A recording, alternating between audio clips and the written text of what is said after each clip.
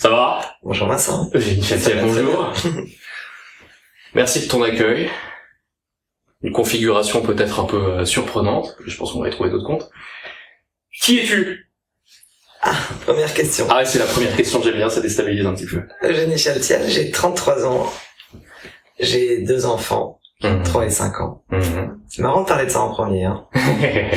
Pourquoi ce serait marrant de se définir par non, mais ton âge et le fait que tu sois maman?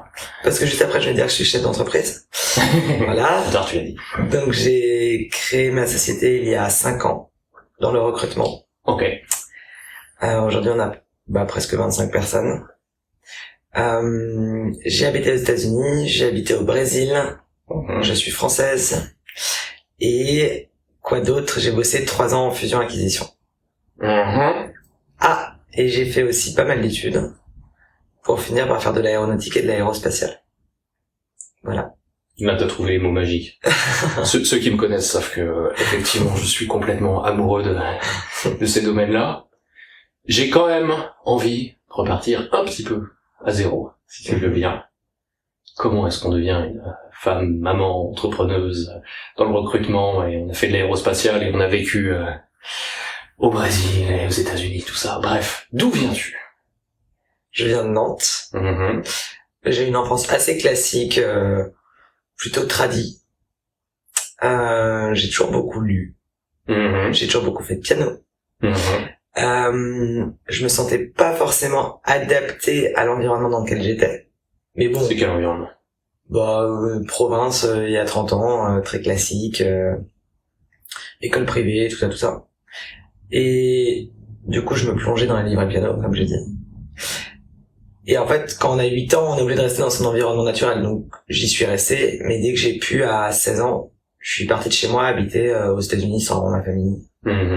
Et donc, j'ai passé un bon moment dans le Minnesota, tout au nord des États-Unis. Et voilà. Mais ça crée une énergie, en fait, de partir aussi jeune et de vouloir trouver sa place, en fait.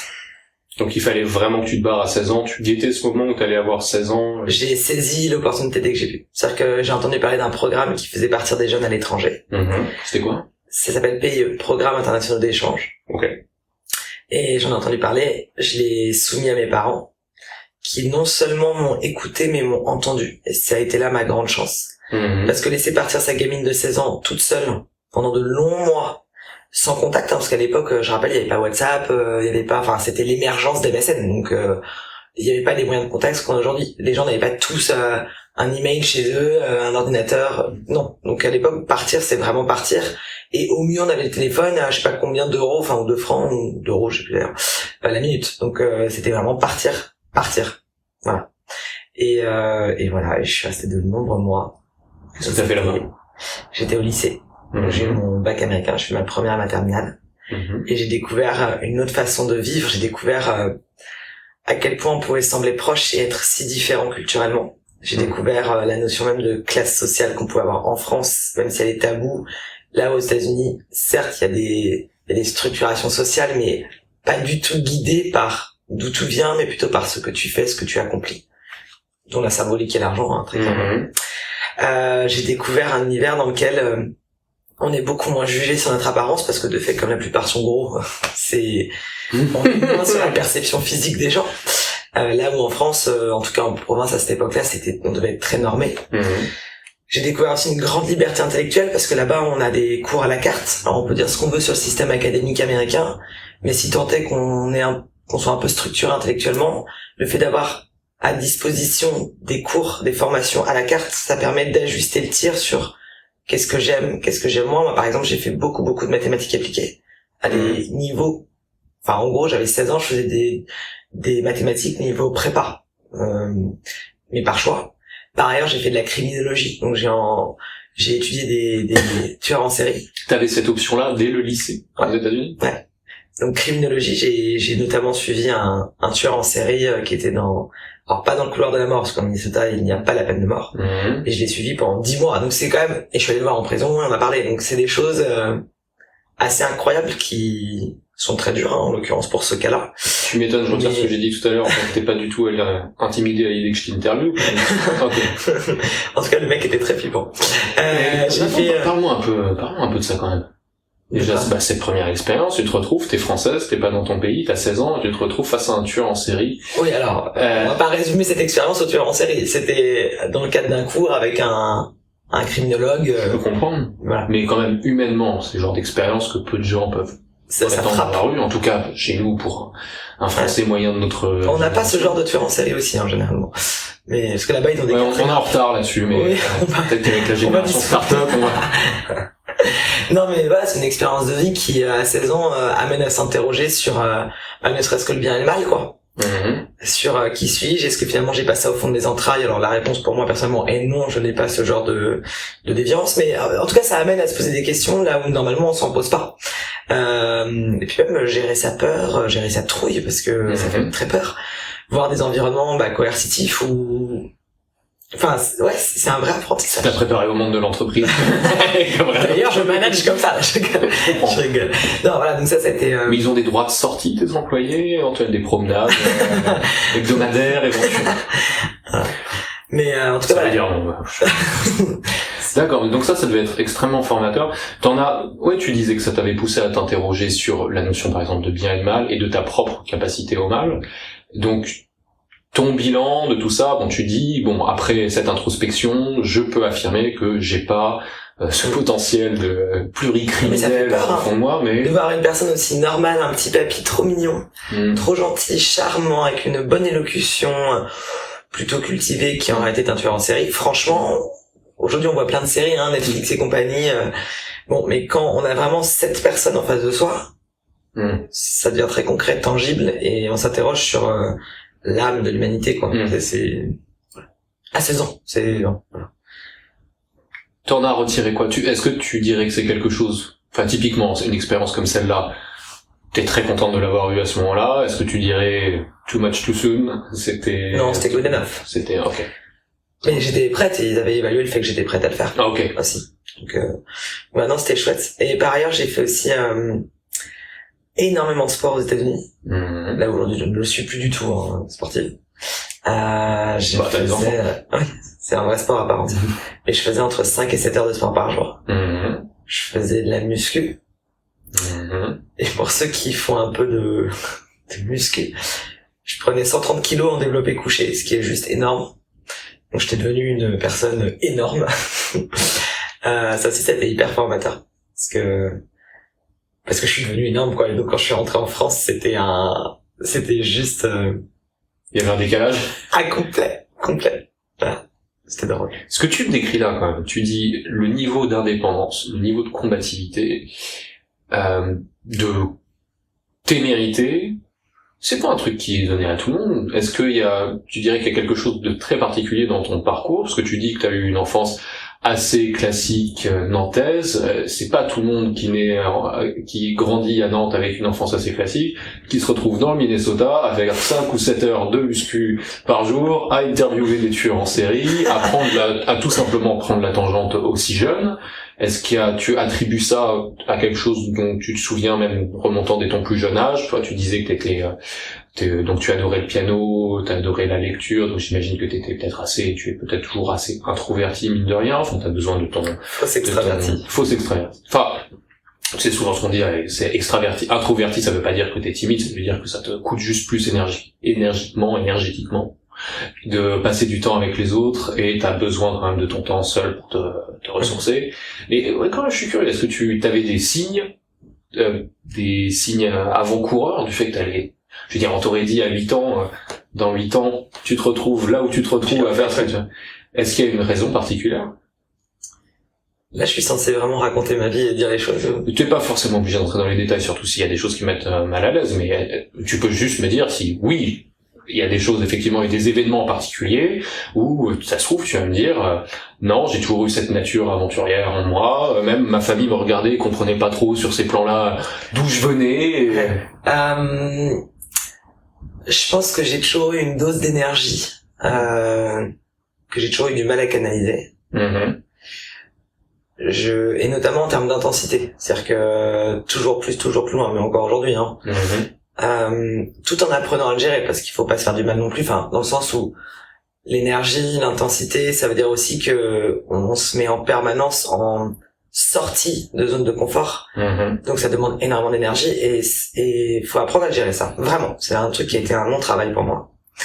Il y a le fait aussi que, bon, clairement, j'étais très en avance à l'école. Ça va pas rentrer dedans. Donc tu fais partie de ces gens qui étaient en avance à l'école et qui l'ont pas forcément bien vécu. Non, pas du tout. Okay. Et je pense qu'il y a un ADN aussi naturel, hein. On est comme on est. Et voilà, mais j'ai aussi, je pense à un ressort, c'est juste familial. Déjà, j'ai 4 frères et sœurs en dessous de moi. Mine de rien, ça, très vite, tu deviens un peu chef de gang, quoi. Donc, tu structures les autres, tu structures toi-même. C'est pour ça que tu m'as proposé un toast Nutella, c'est que très tôt, tu m'as préparé goûter. Ça, c'est les 2 enfants, ça. Ça, c'est un point. L'autre point, c'est que j'ai la chance d'avoir 2 parents qui, les 2 sont un peu fous, mais pas fous au sens fou. C'est juste que à la fois ils nous ont donné une norme d'éducation assez classique, traditionnelle, qui nous permet de rentrer dans des codes. Et ça, c'est une vraie chance. Et en même temps, les 2, quand je dis qu'ils sont fous, ma mère, elle est artiste. Et mon père, bon, il est notaire, ce qui est assez classique, mais il n'est pas du tout classique, mais vraiment pas du tout. Et donc, c'était à la fois la rigueur de la norme de la rigueur, et en même temps, be crazy. En gros, trouve ton bonheur là où il doit être, et surtout, t'as pas de limite. On n'a jamais eu de limite, on n'a jamais eu de dogme, on n'a jamais eu de moule de vie. Parce que les 2 eux-mêmes ont grandi en Afrique, marché dans la savane, pieds nus pendant 2 heures le matin pour aller à l'école. Ça, c'était ma maman. Enfin, c'est des contextes aussi, je pense, familiaux. Et c'est marrant parce que j'ai discuté de ça avec mon père ce week-end. Il nous disait, c'est une chance à la fois de vous avoir donné ça, cette capacité à créer son schéma de vie sans aucune forme de prérequis sociétal. Et en même temps, c'est très dur, parce que du coup, faut trouver sa place, faut s'inventer son propre modèle. Je sais pas si je suis très clair. Je comprends ce que tu veux dire. Tu t'es quand même retrouvé au niveau de tes valeurs et de ton identité, beaucoup retrouvé, enfin, livré à toi-même. Oui. Avec des moments très difficiles. Ah bah oui, bien sûr. Enfin, parce que sur le papier même, en termes de capacité psychologique, tous les attributs que tu m'écris là, c'est vraiment ce qu'on attend et ce qu'on voit se répéter dans l'histoire concernant les grands leaders, en fait. Un mélange subtil d'autodiscipline et de non-conformisme et de confiance en soi et d'humilité et un truc comme ça qui est une espèce d'hybride. Et typiquement, avec tout ce que tu décris, il y a cette tendance à bousculer les codes. Tu me dis un notaire, bah tu penses au cliché du notaire et en fait tu dis pas du tout. Et ta mère donc qui est artiste et qui va aller dans la savane comme ça, mais en même temps on vous donne les clés pour bien vous débrouiller socialement et être des enfants. Ce qui est important. J'imagine, mais justement c'est. Et puis maintenant, après peut-être que je fais un trop gros bond en avant, mais c'est ce que j'aimerais, c'est ce que j'espère par exemple quand j'aurai des enfants, leur inculquer, vraiment avoir ce parfait équilibre entre le non-conformisme, le brin de folie et en même temps l'aptitude sociale, la capacité à jauger la personne que tu as en face de toi, savoir quand c'est le bon moment de dire ou faire certaines choses ou non. Et c'est effectivement, je peux comprendre, c'est que ce soit un sacré numéro d'équilibriste et que peut-être pour un enfant ça peut être très très dur de te retrouver largué comme ça. C'est dur, en même temps ça dépend des personnalités, comment tu reçois cette configuration familiale. Parce que nous on est 5 enfants, on n'a pas du tout tous le même parcours de vie, mais je pense quand même que in fine on a tous ce même ADN commun. Après on l'exploite chacun à sa manière. Typiquement, ils font quoi, les frères et sœurs? J'ai un frère qui est Head of Product à San Francisco, marié avec une Américaine, et qui est parti de la maison très tôt, à 18 ans. Il est parti en Italie directement après le bac faire ses études, et puis après il est parti aux États-Unis, et puis voilà. Et donc il est parti très tôt. Il se débrouille très très bien. Il y a Louis, qui a eu des enjeux de vie qu'il a dépassés avec brio. Il a été pâtissier, compagnon de devoir, et maintenant il gère des boutiques de glace artisanale, et il est devenu prof de yoga. Voilà. Il y a Hortense qui est directrice artistique, elle a fait Penningham, Et il y a Mathilde, qui est associée avec moi dans la boîte, et qui a 26 ans, et juste incroyablement impressionnante. En termes de maturité, elle est incroyable. C'est cool, ça, d'être associé à ta sœur. Ouais. Quand ça se passe bien, évidemment, mais... Ça se passe super bien. Mais après, il y a des règles à poser au début, à savoir, tout le monde est libre, tant que ça nous rend heureuse, et il y a pas de souci. Et on se dit ce qu'on a à se dire aussi. Il y a pas de tabou, quoi. Personne n'est enfermé. Le bilan de ta famille me fait me demander ce que j'ai foutu de ma vie, mais... Enfin, le but, c'est de s'inspirer, justement. Mais, est-ce que tu penses que t'as été, sans prendre la grosse tête, mais est-ce que tu penses que forcément, de fait, t'as été une inspiration pour tes frères et sœurs? Quand ils t'ont vu te barrer comme ça à 16 ans, faire ce que inspiration? Non, mais... ça donne envie. Après, mes parents ont mis quand même des belles impulsions, hein. C'est pas moi qui ai tout piloté. Par contre, après, sur le chemin des études, je dois admettre que à plusieurs reprises, j'ai certainement dû être une espèce de référente et les challenger. Là où parfois, en fait, on peut aussi faire les choix de la simplicité. En fait, à un moment, c'est vrai que quand tu m'as comme interlocuteur, j'ai plutôt tendance à te pousser, à t'envoyer au combat. Toute mesure gardée, ça dépend des gens. Hein. Si j'ai quelqu'un de fragile en face de moi, je le ferai pas. Mais l'idée, en fait, c'est si t'as un bon interlocuteur qui va te challenger, tu vas saisir le challenge. Ou pas, mais eux l'ont saisi. Alors après, c'est pas grâce à moi. C'est au bon moment, les bonnes questions avec le bon interlocuteur, et ils ont fait plein de choses. Mais ils m'ont pas attendu, hein, ils auraient certainement fait sans moi. Et puis, c'est un truc, et ça on revient à l'enfance, mais ça explique beaucoup de choses aujourd'hui, c'est, nous on a été élevés à base du travail. Et quoi que tu fasses dans la vie, tu le fais bien. Mais tu fais ce que tu veux. Par contre, tu bosses. Et ce que tu fais, tu le fais bien. Et du coup, il y a un côté, tu lâches pas, quoi. Pas d'excuses. Pas d'excuses. On ne se donne pas des fausses excuses. Tu peux faire ce que tu veux. Tu peux être boucher, comme charpentier, comme chef d'entreprise, comme pianiste, comme quoi que ce soit. Juste fais-le bien. Est-ce que tu penses qu'avoir eu cette famille, donc ces références, ça t'a permis de garder un équilibre tout au long de ces années, reality checks, des gens qui te disaient non, là t'es en train de dire des conneries. Ah, mais avec ma famille on peut pas. Non, mais avec ma famille on peut pas. Nous on est donc 5 enfants, on est un clan. Donc s'il y en a un de nous qui bascule ou qui est en train de basculer sur quelque chose de pas bien, ils sont tous là. On est tous là. Donc en fait, l'erreur de parcours, elle peut arriver bien sûr, si tant est que l'un d'entre nous n'écoute pas les autres, mais à date, et c'est tout en subtilité, là encore c'est un savant équilibre, parce que maintenant chacun a des conjoints et ça complexifie les choses, parce que les pièces rapportées entre guillemets ajoutent leur ADN, si tu veux. Donc ça crée, au lieu d'une cellule, t'as plein de cellules, tu vois, côte à côte. Mais cet ADN est là, et on, entre guillemets, on se protège tous les uns les autres. Mais tu sais que ça donne une grande sécurité, hein. Parce que faire des choix de vie où tu te mets en danger, où tu sors de ta zone de confort, où tu te challenges, en fait, si t'as pas un terreau, je pense, hein, mais si tu n'as pas un terreau solide, comme moi je l'ai avec mes frères et sœurs, moi c'est une sécurité, c'est un filet. Quoi qu'il arrive, je peux faire les choix que je veux, je serai pas seul. Et j'ai des gens qui me soutiennent. Donc ça aide beaucoup. Mais est-ce que ça va pas à l'encontre, justement, de l'idée de sortir de sa zone de confort? Si, parce que c'est ce qui te permet de le faire, de prendre des risques. Parce que tu sais que t'as un filet.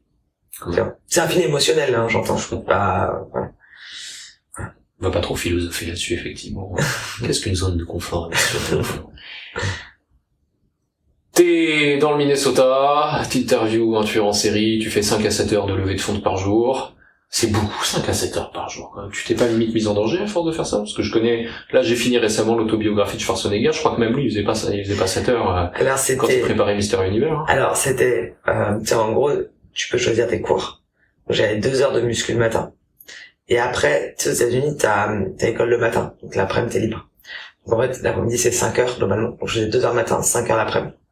En club. J'étais en weightlifting. Et j'ai aussi fait du Nordic skiing. Donc c'est pas Nordic skiing, c'est du ski de fond. Ok. Voilà. Nordic skiing. Et du coup, non, c'est des programmes coachés. Je passais pas 5 heures de suite à lever ma fonte. C'est tu cours, tu fais du cardio, tu lèves de la fonte, et puis après tu vas faire des exercices. Voilà. Puis bon bref, c'est des programmes quoi. Mais en cumulé, ça fait 5 à 7 heures par jour. Ouais. Donc c'est pour ça que tu es vivante en face de moi aujourd'hui. Qu'est-ce que t'as fait ensuite? Comment ça a évolué? T'as fini le lycée? Graduated? I graduated. Après, je suis revenu à Nantes. Là, clairement, à cette époque-là, personne n'a compris pourquoi j'étais parti. Et donc, ça a été très... Même à l'école, ils voulaient pas me reprendre. Parce qu'en gros, j'étais sorti du système académique classique français. De quelle école on parle? Puisque, en fait, j'ai arrêté en première l'école française. Je suis parti. Et quand je suis revenu, il fallait bien que je fasse ma terminale en France. D'accord, c'était un an. Je pensais que tu avais fait première, l'équivalent première et terminale. J'ai plus d'un an. Ok. Mais j'ai condensé. Et donc, quand je suis revenu, il a fallu... Alors, aujourd'hui, avec l'accès à l'information qu'on a, Google et compagnie, j'aurais très bien pu passer des concours parcours international, par exemple pour Sciences Po ou autre. Mais à l'époque, on n'avait pas Internet et moi je venais de Nantes, donc mes parents ils savaient pas, on n'avait pas fait des grandes écoles dans ma famille. Donc, en gros, je suis revenu à Nantes. Il a fallu que je passe le bac en France. Donc, je suis retourné au lycée français. C'était très dur de trouver un lycée. Pourquoi ils t'ont mis des bâtons dans les roues comme ça? Parce que personne ne faisait ça. En France, tu sors de l'école, tu reviens, c'est qu'est-ce que vous avez fait pendant tous ces mois? Je leur expliquais, je suis aux États-Unis. Et ma mère leur expliquait. Et ils comprenaient pas. C'était pas normal, en fait. Ça, on entend. Donc, ils n'acceptaient pas, ils me prenaient pas à l'école. Et puis, j'étais majeur, quand je suis revenu. Donc, quand t'es majeur, tu n'as plus l'obligation d'aller à l'école. Donc, non, ça, c'est pareil. Ça a été un truc, un peu dur à gérer. Donc, bref, tout ça pour dire que, finalement, j'ai fait ma terminale. Ça s'est passé comment? Une fois que t'as fait la terminale, ça s'est bien passé. En fait, ça s'est d'autant mieux passé que j'étais majeur en terminale, donc je n'allais jamais à l'école et je sortais tout le temps et je venais juste pour les contrôles. C'est pour ça que ça s'appelait. Et voilà. Ça s'appelle toujours. Non, DST, je sais plus comment ça s'appelle, mais voilà, j'étais très bonne à l'école, donc j'avais pas de sujet. J'ai passé mon bac. Et après, donc je devais intégrer une prépa. Sauf que j'avais été prise à Paris et tout, Henri IV, tout ça, mais faire une prépa, quand, en fait, t'es déjà parti de chez toi, que t'as déjà vécu la vie, entre guillemets, s'enterrer entre 19 et 21 ans, dans une chambre d'étudiant à Paris, à bouffer des bouquins toute la journée, jour et nuit. C'était quoi comme prépa? Moi, j'ai fait un prépa, je sais. D'accord. Classique. Et en fait, j'ai voulu vivre. Je voulais pas m'enfermer. Et donc, j'ai candidaté pour Assas, parce que Assas, c'est une fac de droit. Sauf que, ça repose sur de la sectorisation quand t'es parisien et que t'habites dans le 7e. Et quand tu viens de Nantes, t'es pas dans la sectorisation du tout. Tout le monde t'explique que tu ne pourras jamais aller à Assas. Parce que moi, je voulais quand même partir de Nantes, je voulais aller à Paris. À minima. En fait, j'aurais voulu aller aux États-Unis, mais c'est les écoles là-bas, c'est 30 à 50 000 $ par an. Et mes parents n'avaient pas les moyens, donc à défaut de repartir à l'étranger, je me suis dit, je vais aller à Paris. Il était compliqué d'envisager une bourse? J'en avais une. T'en avais une? Bon, si on va un peu plus loin, mes parents voulaient pas forcément que je reparte. Voilà. Okay. Et parce que tu dis que t'étais une vraiment bonne élève, et effectivement, si t'as pu te démarquer à plein de niveaux... mes parents, c'est déjà, ils voulaient pas forcément que je reparte. L'autre chose, c'est que non seulement t'as le coût de l'école, mais après t'as le coût de la vie. Toi, les billets d'avion, l'assurance, puis même la vie au quotidien, quoi. Et nous, on était 5 enfants, donc mes parents, Vu ta combativité, il aurait été envisageable de profiter de ta bourse pour ce qui était de financer l'école et à côté te faire un job à mi-temps. T'étais prête à le faire ou t'avais pas envie non plus? J'ai pas creusé. J'ai eu l'opportunité. Et en fait, non, j'ai fait le choix en tout cas à cette époque-là, mais ça remonte, donc tu me posais des questions, c'était il y a longtemps. Bon, en tout cas, j'ai réussi à avoir Assas. C'était sur le dossier et tout, donc j'ai rejoint Assas. Et Assas, donc c'est pour faire du droit. Et comme j'ai une famille où il y a beaucoup d'entrepreneurs, mais il y a aussi beaucoup de gens qui ont fait du droit, je pensais que ça serait un bon choix. T'allais toujours faire honneur à ton père. Voilà. C'est un peu l'idée. Bon, ça au bout de 3 jours, je savais que c'était pas pour moi, du tout. Mais du tout. Sauf qu'en gros, mes parents, toujours dans la même dynamique, m'ont dit, je cite, ta gueule, tu as ton diplôme de licence, et après on en reparle. Ton acte. Donc, j'ai bossé, j'ai ma licence, et là, en fait, j'ai appris à aimer cette matière, mais c'était fondamentalement pas ce vers quoi je voulais tendre dans ma vie professionnelle. Et donc, j'ai passé le concours HEC. Et du coup, j'ai eu le concours HEC. J'ai continué le droit en même temps. Donc, en gros, j'ai eu mon master de droit. J'ai fait HEC. T'as fait double master, HEC et droit HEC, j'ai fait grande école. Ok. Donc tout, j'ai fait 4 ans. Et je connais pas assez la nomenclature, donc il faut me briefer un petit peu là-dessus. En Quand je pense au master, je pense à M1, à M2, si tu t'en fais à Assas, enfin bref. Oui, j'ai fait tout ce qu'il fallait à Assas jusqu'au master, et après, donc en parallèle, j'ai HEC, et donc en année de césure, en 3e année d'HEC, en fait, tu pars faire un stage, tu travailles pendant 1 an. Et l'idéal étant de partir à l'étranger. Ah oui, là-dessus, je m'étais marié aussi, au passage. Et donc, je suis parti habiter au Brésil pendant 1 an. Tu t'es marié à quel âge? 22 ou 23. Tradition familiale aussi? Ah, pas du tout, mais alors pas du tout. Tout le monde était très surpris. Alors, on était ravis, mais c'est jeune en fait. C'est très jeune.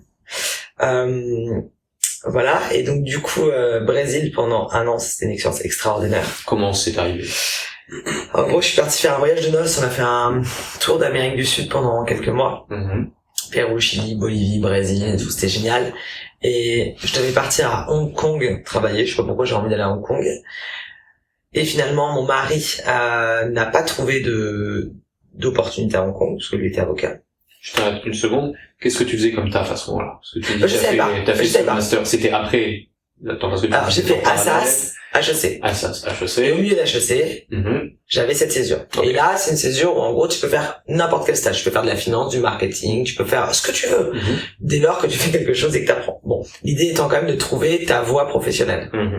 Moi, je savais pas du tout ce que je voulais faire. Mais alors pas du tout. Je voulais juste avoir une aventure. D'où le fait que je voulais partir très loin. Alors Hong Kong, ça n'a pas pu le faire.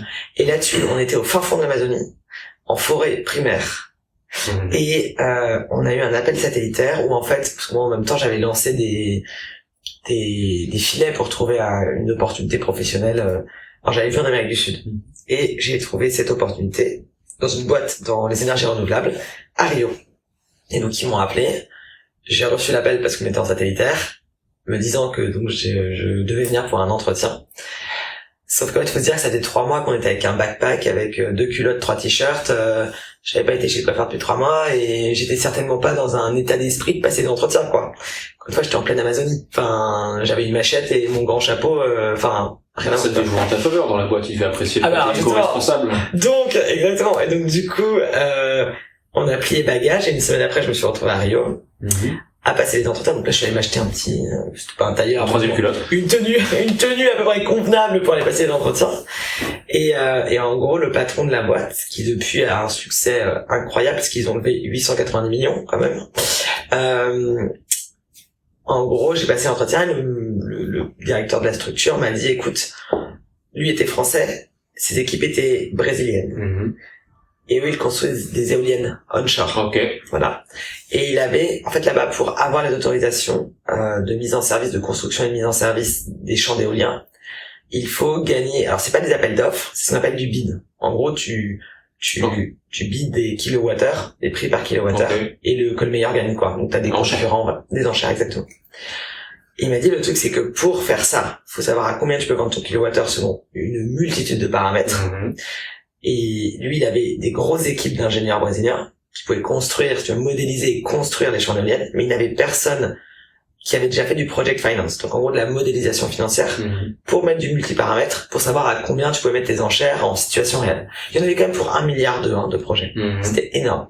C'est le type de scénario auquel t'es préparé quand t'as fait HEC à ce stade? Non. Bon, non, on t'apprend pas à faire ça. Et donc, en gros, il m'a dit, les 2 enjeux, c'est que j'ai pas de département de project finance, donc faut tout construire. Mais quand je dis tout construire, ça veut dire qu'en gros, il y a même pas de modèle financier, et je ne sais pas les faire. Donc c'est à toi d'apprendre à les faire, et à me les faire tourner, et qu'ils soient bons, et qu'on gagne les appels d'offres, enfin les enchères. Donc gros challenge intellectuel, parce que c'est tout à fait particulier de monter ce genre de modèle. C'est très très complexe techniquement dans le codage en fait.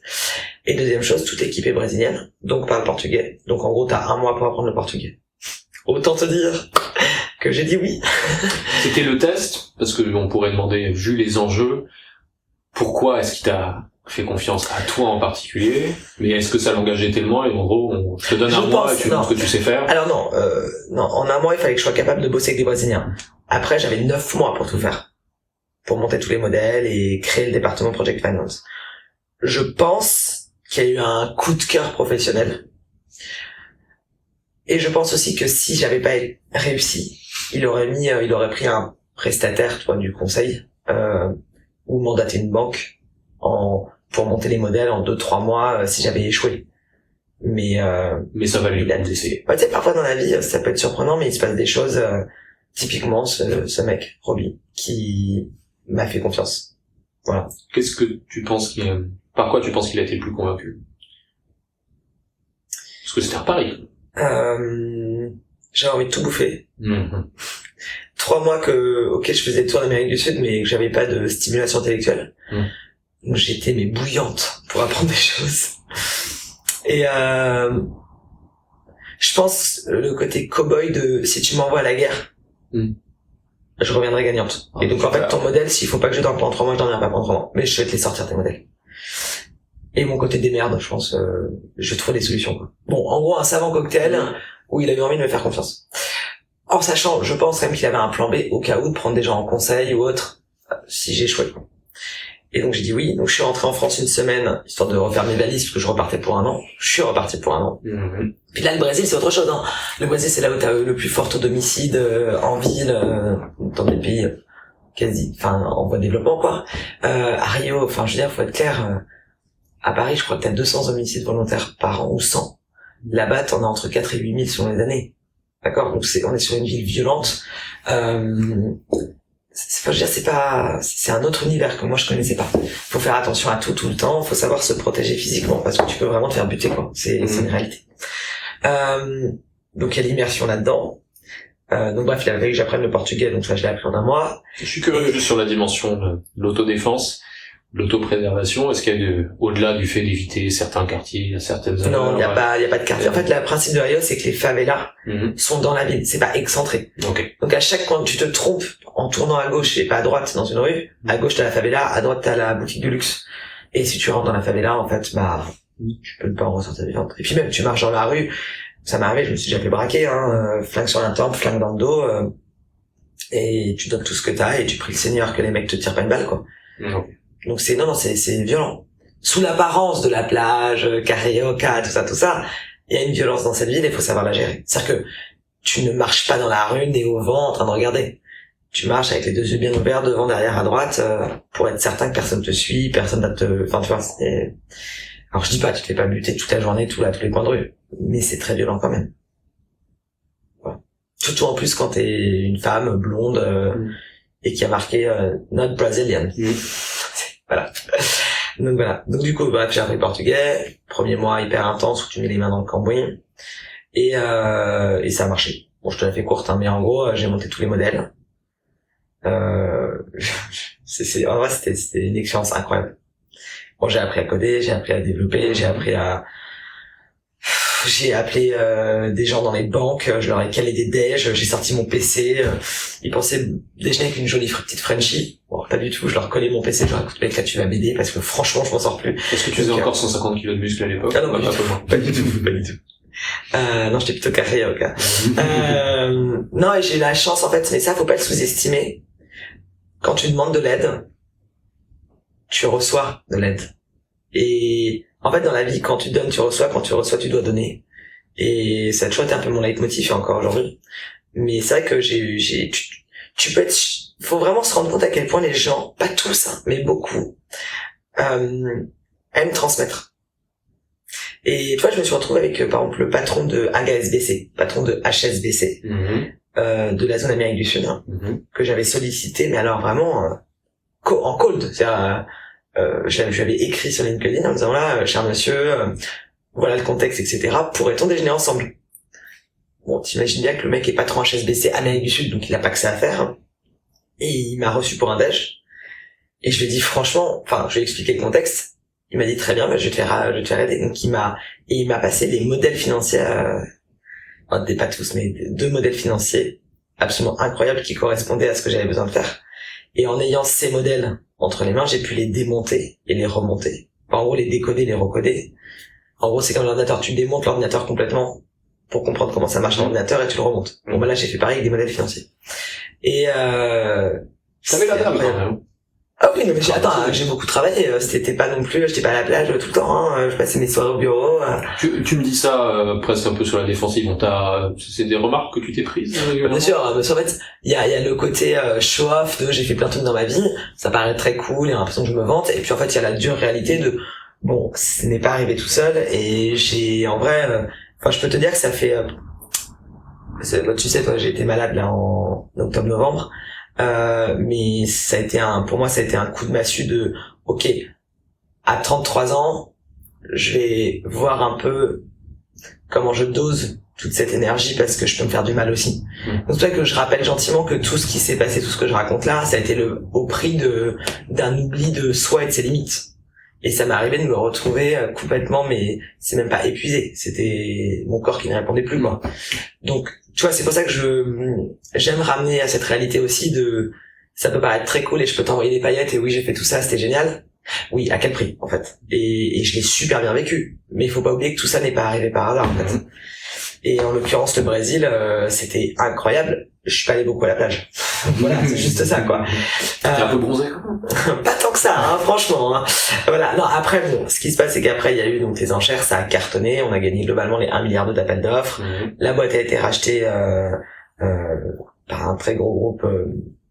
Donc je me tairai là, mais c'est franchement quelque chose de particulièrement. Non, je sais pas dans quelle mesure je peux en parler, mais voilà. Okay. Et donc ça, j'ai vu tout ça. En fait, c'était juste incroyable.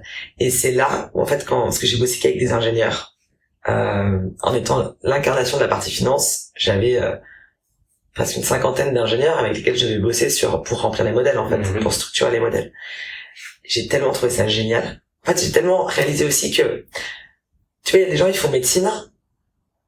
Ils apprennent un langage, le langage du médecin, qui correspond à un savoir. Quand tu fais du droit, tu apprends le langage du droit, qui correspond à un savoir. Et en fait, tu te rends compte que tous ces champs d'expertise correspondent à une nomenclature de lexique. Donc à un langage. Tu parles italien, le portugais, tu parles le médecin. Voilà, pourquoi j'ai analysé ça comme ça. Et je dis, il y a un langage qui me manque, parce qu'aujourd'hui j'ai le langage du droit, j'ai le langage du business, finance, j'ai pas le langage des ingénieurs. Et en fait, je prétends pas vouloir devenir ingénieur, mais si je veux savoir pour avoir les bonnes réponses, il faut que je sache poser les bonnes questions. Et ça s'invente pas. Donc il faut que j'apprenne. Et c'est là où j'ai eu la chance de candidater à un concours interne qui offrait quelques places à des HEC, à super-héros. Donc en aéronautique aérospatiale, en école d'ingénieur. C'est pour ça, j'ai vu ça sur ton LinkedIn, j'étais assez surpris, je me suis dit, entre HEC, super-héros. Ouais, c'est particulier. Hein. Bah, en plus, c'est une école d'éducation. Je comprends tout à fait, je suis passionné par l'ingénierie en l'occurrence, et j'ai besoin à un moment d'aller mettre les mains dans le cambouis, comprendre la technique qu'il y a derrière. Comprendre, bien sûr. Et puis aussi parce que oui, tu veux pas, quand t'arrives à un certain niveau de responsabilité, tu veux pas te faire baratiner dans le sens. Même c'est un raisonnement tout à fait particulier, le raisonnement d'ingénieur. Et je voulais comprendre. Et donc, j'ai passé ce concours. Donc, je l'ai eu. Et donc, me voilà en train de partir du Brésil et de m'installer à Toulouse. J'étais marié, pendant tout ça. Donc, tu vois, le truc, Et, donc, il a trouvé des trucs à faire pendant ce temps-là. Oui. Bon, ça se finit sur un divorce, hein, donc voilà, mais et donc je suis parti m'installer à Toulouse et donc j'ai fait super-héros. Et là alors là autre salle, autre ambiance, promo de 120 personnes, 99% des ingénieurs de sexe masculin. Donc toi t'arrives du Brésil, bon j'avoue les 2 derniers mois au Brésil, j'ai bien profité pour le coup de la plage, normal. Donc je suis arrivé à Toulouse, franchement, c'était totalement autre chose. Ça se joue en combien de temps, justement, la préparation du retour en France, pour aller à Toulouse? Bon, j'ai préparé le concours, j'ai eu les entretiens par visio, ça s'est fait en 2 semaines. Ok, ça s'est fait vite. Ah oui, non, mais tu sais, après, je me suis pas installé au Brésil. J'ai toujours, moi, et même encore aujourd'hui, tu me donnes une valise et je me barre, en fait. Donc, j'aime pas les contraintes matérielles. Je peux partir, là. Bon, maintenant, j'ai quand même le matériel de 2 enfants. Donc, je prends une valise très bien remplie, mais bon. Ça en fait des poupées. On se comprend. Et voilà, et donc je suis arrivé à super-héros et j'ai fait super-héros et voilà. Et tu veux qu'on parle de quoi après? On parle de quoi comme cursus quand tu me disais super-héros? C'est en combien de temps? Tu pars de quoi? Tu pars de quel niveau? Ah non, mais alors, c'est la seule fois de ma vie où j'ai acheté un Mac. J'aime pas les Mac. Tout simplement parce qu'il y a la fonction record. Toi, tu peux enregistrer. Ce que t'as pas, moi j'ai pas sur mon Surface ou autre. Je suis arrivé en énorme amphi avec que des ingés, en dernière année de super-héros. D'accord? Je comprenais rien. Mais rien. C'est quand même une école d'application de Polytechnique. Donc t'as des polytechniciens qui viennent en dernière année faire super-héros. D'accord, donc on en est à ce niveau-là. On en est à ce niveau-là, et donc moi j'étais en cours. Globalement on était 3 nanas, hein. Il y avait que des mecs. Donc en plus, t'es pas sur une posture, tu peux te faire des copies. Voilà. Faut voir le contexte.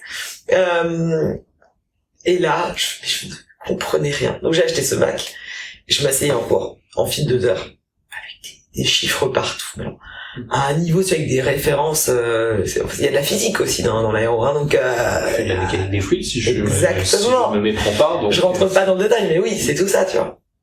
Et je me souviens de m'asseoir, et d'être là, désespéré. Tu sais, avec le froid à l'intérieur.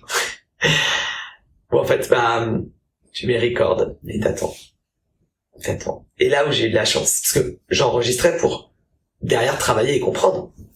Et j'ai eu de la chance, c'est que j'avais ma belle-sœur qui s'appelle Elisa. Enfin, non, c'est plus ma belle-sœur, mais voilà.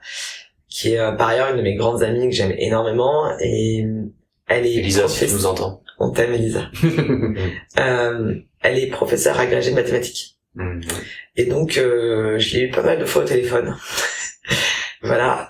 Et l'autre avantage, c'est quand t'es une nana dans une école de mecs. En gros, il y en a beaucoup qui sont prêts à t'aider. Donc, j'ai eu des cours particuliers. Non, en gros, je rattrapais la nuit les cours parce que je comprenais rien. Et ça s'est fait dans la souffrance. Hein. J'ai eu beaucoup de mal. Je peux imaginer. Et bon, tout ça pour dire que voilà. Donc, en final, j'ai eu le diplôme. Alors, je ne prétends pas être ingénieur, parce qu'honnêtement, c'est pas là où sont mes plus grandes facilités, si tu veux. Je vais pas construire un avion demain. Mais techniquement, c'est ton titre. Oui, mais un titre d'ingénieur. Oui, mais j'ai aussi une douce conscience des réalités, c'est-à-dire que je comprends. Voilà. Mais par contre, je peux bosser avec des ingénieurs assez aisément. Bon, maintenant ça fait un peu loin, mais tu gardes un texte. Tu vois. Donc voilà. Et après, vas-y, après pose des questions un peu. Parce que... Non, je t'écoute, justement pour la chronologie, et puis aussi parce que ça touche. Typiquement, tu faisais mention tout à l'heure de l'éternel débat du rapport homme-femme dans le monde du travail, etc. Donc tu t'avais commencé à me dire que c'était 2 salles, 2 ambiances quand tu débarques à Super Héros et que t'es avec 99% de mecs. Est-ce qu'il y a... après c'est peut-être pas la peine d'épiloguer sur le sujet s'il y a pas tellement plus à dire, mais est-ce que t'as une remarque particulière vis-à-vis de ça à faire? Non, franchement c'était une vraie belle expérience. Avec des gens vraiment sains et sympas. Et enfin j'ai adoré cette année-là. Magnifique. Donc très dur intellectuellement parce que j'ai vraiment repoussé certaines limites, mais par contre sur le champ relationnel c'était totalement autre chose. Mais génial. Est-ce qu'à ce stade-là, tu reçois, tu dis je suis diplômé donc d'Assas, d'HEC, maintenant je suis diplômé de Super Héros, je reviens d'un an au Brésil, à bosser sur des appels d'offres pour des éoliennes. Enfin, est-ce qu'à ce stade, t'as une idée plus précise de là où tu vas, où tu te dis, je sais pas où je vais, mais je me laisse à peu près guider, ça se dessine, je me laisse faire. Je savais pas du tout ce que je voulais faire. Moi, j'avais personne, et ça, c'est un grand regret que j'ai eu. Et maintenant, mais personne ne m'a aidé. Personne ne m'a donné de conseils.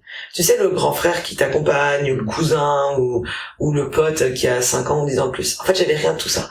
Moi, dans ma famille, personne n'avait fait des études comme ça. Oui, j'avais plein de copains, mais du même âge que moi. J'étais honnêtement ultra démuni, quoi. Et tu vois, et en plus, si j'avais pu faire médecine, j'aurais fait médecine en plus. Donc en fait, dès lors que tu suscites ma curiosité, j'y vais. Tu me donnes un défi, j'y vais. Mais donc du coup, j'avais pas d'envie particulière. Puis bon, c'est super de faire de la finance, mais j'allais pas faire ça toute ma vie. C'est super de faire du marketing, mais enfin, ça veut dire quoi en fait? Enfin, je sais pas. Moi, je pense qu'il fallait pas le prendre par le fonctionnel, à savoir quel est le sous-jacent fonctionnel que tu vas faire, quel métier tu vas faire, mais plutôt par l'angle du quel défi tu veux relever. Sauf qu'en fait, dans la vie, on te dit pas quel défi veux-tu relever, c'est quel métier veux-tu faire. Et donc, ça me parlait pas, tu vois. Est-ce que tu penses, vu ta situation actuelle aussi à la tête de boîte de recrutement, mais est-ce que après, encore une fois, peut-être que je prends un peu trop d'avance, mais est-ce que c'est une mentalité qui évolue? Je pose la question en ayant une petite idée de la réponse, mais... Je te répondrai après, mais oui et non. Pas oui dans ça et non. Voilà. Voilà, c'est clair. Au revoir. Au revoir. Ok, on y reviendra. Mais d'accord. Donc là, tu vas de challenge en challenge. Je sais pas exactement où tout ça te mène, mais en fait, comme d'aucuns diraient que l'important c'est pas la destination, c'est le voyage. Et Très beau, très beau. Bravo. je sais même pas si c'était, je crois que c'est là où ceux qui l'a dit, mais je sais pas le dire en chinois, donc c'est pas grave. Donc, ok. Donc, tu es diplômé de super-héros. Maintenant. Et là, il se passe un truc, et je vais très vite, mais le jour de ma remise des diplômes à HEC, où il y avait tous les diplômes super-héros et tout. Enfin, en gros, je recevais les 2 diplômes. Mon père se barre. Ton père se barre. Mon père se barre. En plein pendant la cérémonie, tu veux dire? Juste après. Ok. Mais il a quitté sa vie, quoi. C'est-à-dire qu'il s'est barré, il a abandonné tout le monde, quoi. Ok. Donc, fracture, hein. Une belle fracture. Au-delà du trauma, tu dis que est-ce que c'est une belle chose que la dernière, il a quand même tenu jusqu'au bout à aller assister à ce moment, à cette remise? Ouais, alors oui. Pas forcément. Il aurait mieux fait de pas y aller là, du coup. Ok, d'accord. Voilà. Donc là, je vais vraiment passer les détails là-dessus, mais ça a été genre une fracture de vie. Vraiment une fracture de vie où en fait tout ton petit confort douillet de structure interne, où tu te dis que t'as une famille bien solide, tes petites convictions, je viens de Nantes, famille installée, tout pète. Mais tout pète. Donc là, tu fais péter les digues, t'as plus aucun référentiel, ta mère se retrouve sans rien, tes frères et sœurs, ils comprennent pas ce qui se passe. Franchement, ultra dur. Et c'est le moment où moi je devais trouver mon premier travail. T'as quel âge à ce moment-là? J'avais 26 ans. Et je connais pas beaucoup de gens de 26 ans qui ont le bilan que t'avais à cet âge-là. Enfin, à ce moment-là, c'était dur. Et à ce moment-là, il s'avère qu'une boîte qui s'appelle Mazars, c'était Ernst & Young, Price, bref, Mazars. Le cœur métier, c'est l'audit. Et ils ont développé des départements de conseil sur, notamment tout ce qui est transaction services. Pour résumer, quand tu as une opération de fusion-acquisition, quand tu vas acheter une boîte ou vendre une boîte, il s'agit pas juste de vouloir acheter ou vendre. C'est qu'est-ce qui se passe dans cette boîte. Sur le plan des chiffres, sur le plan des RH, sur le plan des process. Ouais. L'audit. Donc en gros, c'est une bagnole, tu lèves le capot, tu regardes le moteur. Sur le plan d'analyse des boîtes. Et donc, les acteurs de la fusion-acquisition, soit internalisent cette compétence, c'est pas de l'audit, parce que l'audit, c'est une activité réglementée, qui consiste pour toutes les boîtes, passer certains seuils, chaque année de déposer leurs comptes, et d'avoir un commissaire aux comptes qui vient certifier tes comptes. D'accord. Là, on parle de transaction services, en gros, dans une opération capitalistique, d'achat ou de revente, on va devoir avoir ce qu'il y a dans la boîte. Mais pas sur le plan de l'audit est déjà fait. C'est pas forcément, c'est pas une exigence légale, c'est une exigence de la boîte de pas faire demain, tu vas racheter une boîte de 30 millions, t'as envie de savoir ce qui se passe dedans. D'accord? T'as envie de comprendre le bilan, les flux financiers, le compte de résultat, les fournisseurs, les clients, tout ça, t'as envie de tout comprendre avant de mettre 30 millions sur la table. Quand je dis 30, là, on est plutôt sur du 300 millions. Est-ce que la boîte qui va se faire racheter se laisse faire? Mais bien sûr, ils ont envie de se faire racheter. Sinon, s'ils ont pas envie, ils font pas l'exercice et puis on te rachète pas. Mais c'est normal. Ça peut toujours être fait dans des contextes, une fusion-acquisition peut être faite dans un contexte un peu tendu. Là, je te parle pas d'OPA ou autre sur les marchés cotés. Là, je te parle, parce que de toute façon, dans les marchés cotés, les boîtes, elles ont une obligation elles doivent livrer des informations au marché, tellement régulièrement, etc., que là, on parle vraiment plutôt des PME, ETI. D'accord. Donc, soit les acteurs de la fusion-acquisition internalisent cette compétence d'analyse des cibles, soit l'externalise à des cabinets du type Ernst & Young, Price, Mazars et tout. Donc, il s'avère que Mazars, dans la foulée de ma remise de diplôme, m'appelle en me proposant un poste. Et moi, à ce moment-là, tu imagines le choc dans lequel j'étais. J'avais même pas commencé à chercher un travail, je savais même pas ce que je voulais faire. Mazars m'appelle, me propose un job, me propose un entretien, j'y vais, les mecs ont l'air sympas, ils payent bien, parce qu'il y avait ce point-là aussi, c'est qu'on s'est retrouvé en grande difficulté financière. Il y a eu beaucoup de choses au niveau familial où, pour faire court, il fallait que je gagne très vite, très bien ma vie. Parce que j'avais 4 frères et sœurs, il fallait payer leurs études quand même. Voilà. Donc voilà. Et donc on m'a proposé ce job. J'ai pas réfléchi très longtemps. J'ai dit ok, j'y vais. Ils t'avaient repéré? C'est eux qui t'avaient repéré? Ouais, ils m'ont appelé. Je t'avoue que j'ai pas posé trop de questions, mais ils m'ont appelé. Donc j'ai vu la lumière, j'y suis allé, pour résumer. Voilà, et j'ai fait 2 ans et demi là-bas.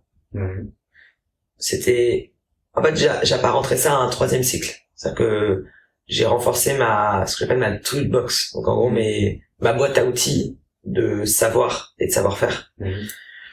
Ce qui aujourd'hui est ultra précieux pour moi. Il m'a vraiment formé, tout à l'heure on parlait le fait déjà d'avoir des horaires, d'être contraint, d'avoir des méthodologies à apprendre. C'est-à-dire que c'est bien d'être vif intellectuellement, mais si à un moment t'as pas de méthodologie, faut pas réinventer la poudre tous les 4 matins. Si on te donne des méthodos qui sont éprouvés, autant les saisir. Donc là on m'a donné des méthodos éprouvés, c'était génial. Ça m'a permis aussi de mieux positionner intellectuellement ce que j'avais fait au Brésil. Dans le vaste champ de la finance, tu vois comment tout ça s'imbrique. Donc ça c'était expérience très chouette. Sauf que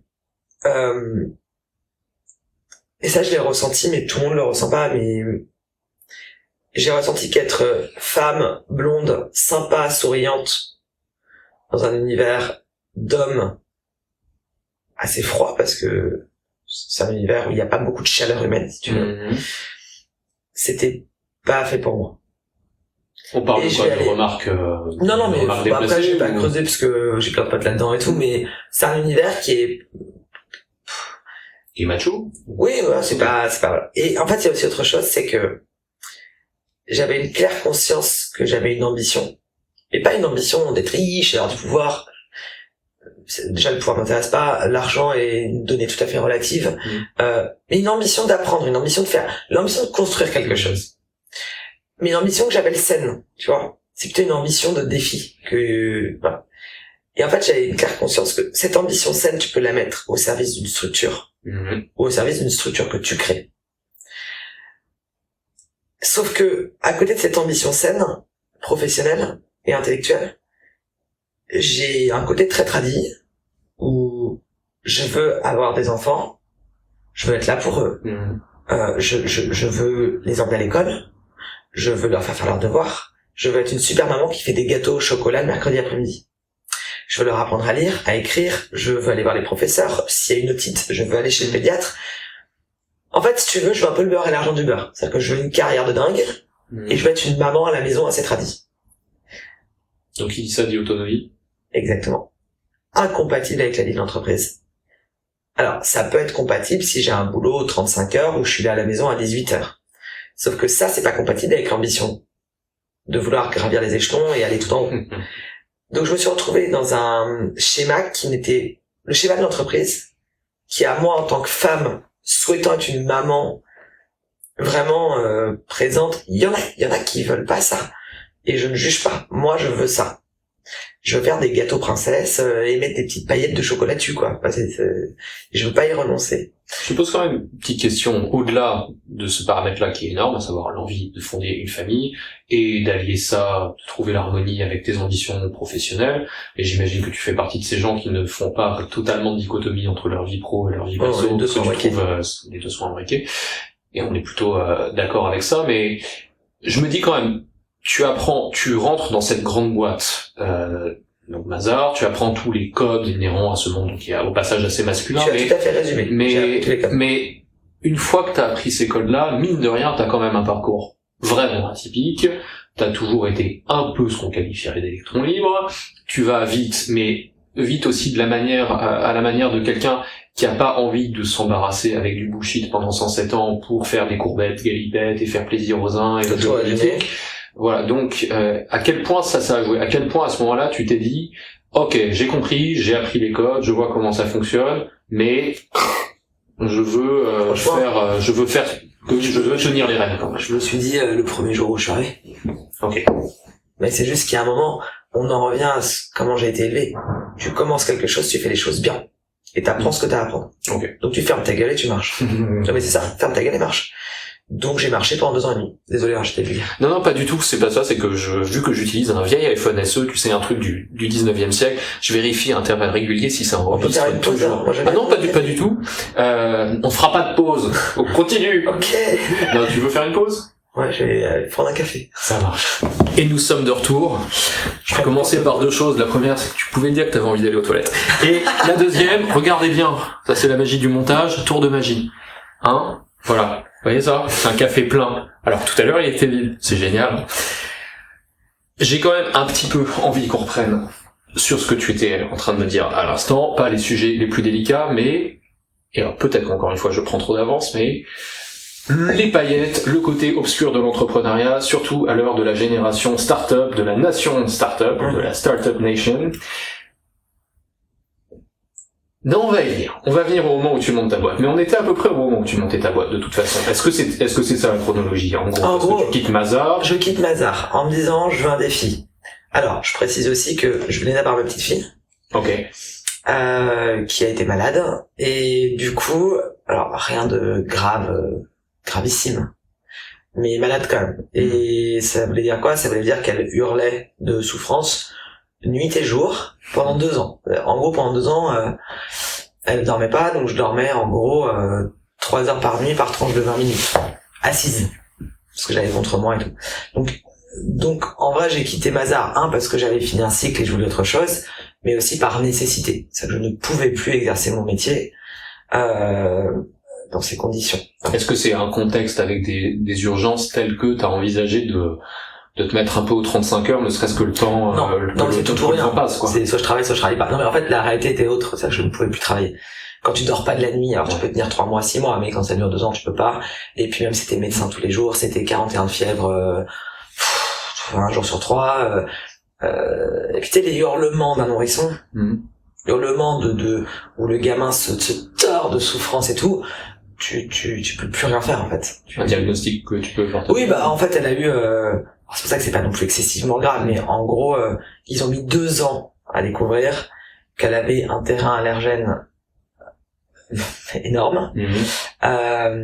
Et en gros, du coup, ça avait généré des reflux gastriques qui la brûlaient à l'intérieur. Donc elle s'était brûlé l'œsophage, qui ne cicatrisait pas puisque il y avait pas de soins, puisque personne ne me l'avait dit, et que ça avait commencé à brûler les bronches. Et ça brûlait toute la partie ORL. Donc en gros, pour te résumer, tu t'imagines brûler à l'intérieur, et ça rebrûle dessus, et tout le temps. Et donc tu ne manges pas, donc tu ne grandis pas, donc tu ne grossis pas, donc en fait, bon, voilà. Et t'es en souffrance H24, tu ne peux pas t'allonger, parce que si tu t'allonges, l'acide, voilà. Donc il faut être tout le temps debout. Donc quand un bébé qui ne marche pas ne peut pas être allongé, j'ai passé ma vie en porte-bébé, qui est un bébé hurleur contre moi, quoi. Donc la question se posait même pas de se mettre aux 35 heures. C'est personne d'autre qu'une mère peut gérer ça, parce que c'est une violence, hein. C'est la plus grande violence que j'ai eue toute ma vie. Enfin, j'espère qu'elle voit cette vidéo un jour, mais en fait, tu ne t'appartiens plus. Ça conditionne aussi l'amour que t'as pour elle derrière. Bien sûr, oui, alors, ça peut aussi le faire basculer dans est-ce que j'arriverai à construire le lien mère-fille, parce que il y a un moment, toi-même, tu as tes limites. Tu sais, enfin, quand je parle d'une violence, on parle d'une torture, là, hein. Tu dors plus, t'as un bébé. T'as déjà entendu un nourrisson hurler? Oui, mais je peux imaginer ça. Non, mais la nature est bien faite. Un nourrisson qui hurle, généralement c'est parce qu'il a faim ou il doit être changé. Mais la nature est ainsi faite qu'il va hurler de telle manière, le nourrisson, que toi, adulte, tu dois aller t'en occuper. Sinon, lui, il est sans défense, en gros, donc la nature fait que l'adulte est obligé d'y aller. C'est tellement, ça te perce les oreilles pour que tu y ailles. J'ai lu beaucoup sur le sujet. Mais imagine quand c'est tout le temps. Tu deviens ouf, en fait. Plus tu dors pas, plus tu deviens taré, hein. C'est très dur. Et donc non, je ne pouvais plus travailler, et ça tu peux pas le confier à quelqu'un d'autre. Tu peux pas payer une nounou pour gérer ça. Alors heureusement, j'ai eu ma mère grâce à la fracture familiale qui était très disponible, qui a été extraordinaire, qui a été beaucoup là pour moi, mais donc du coup j'ai arrêté Mazars.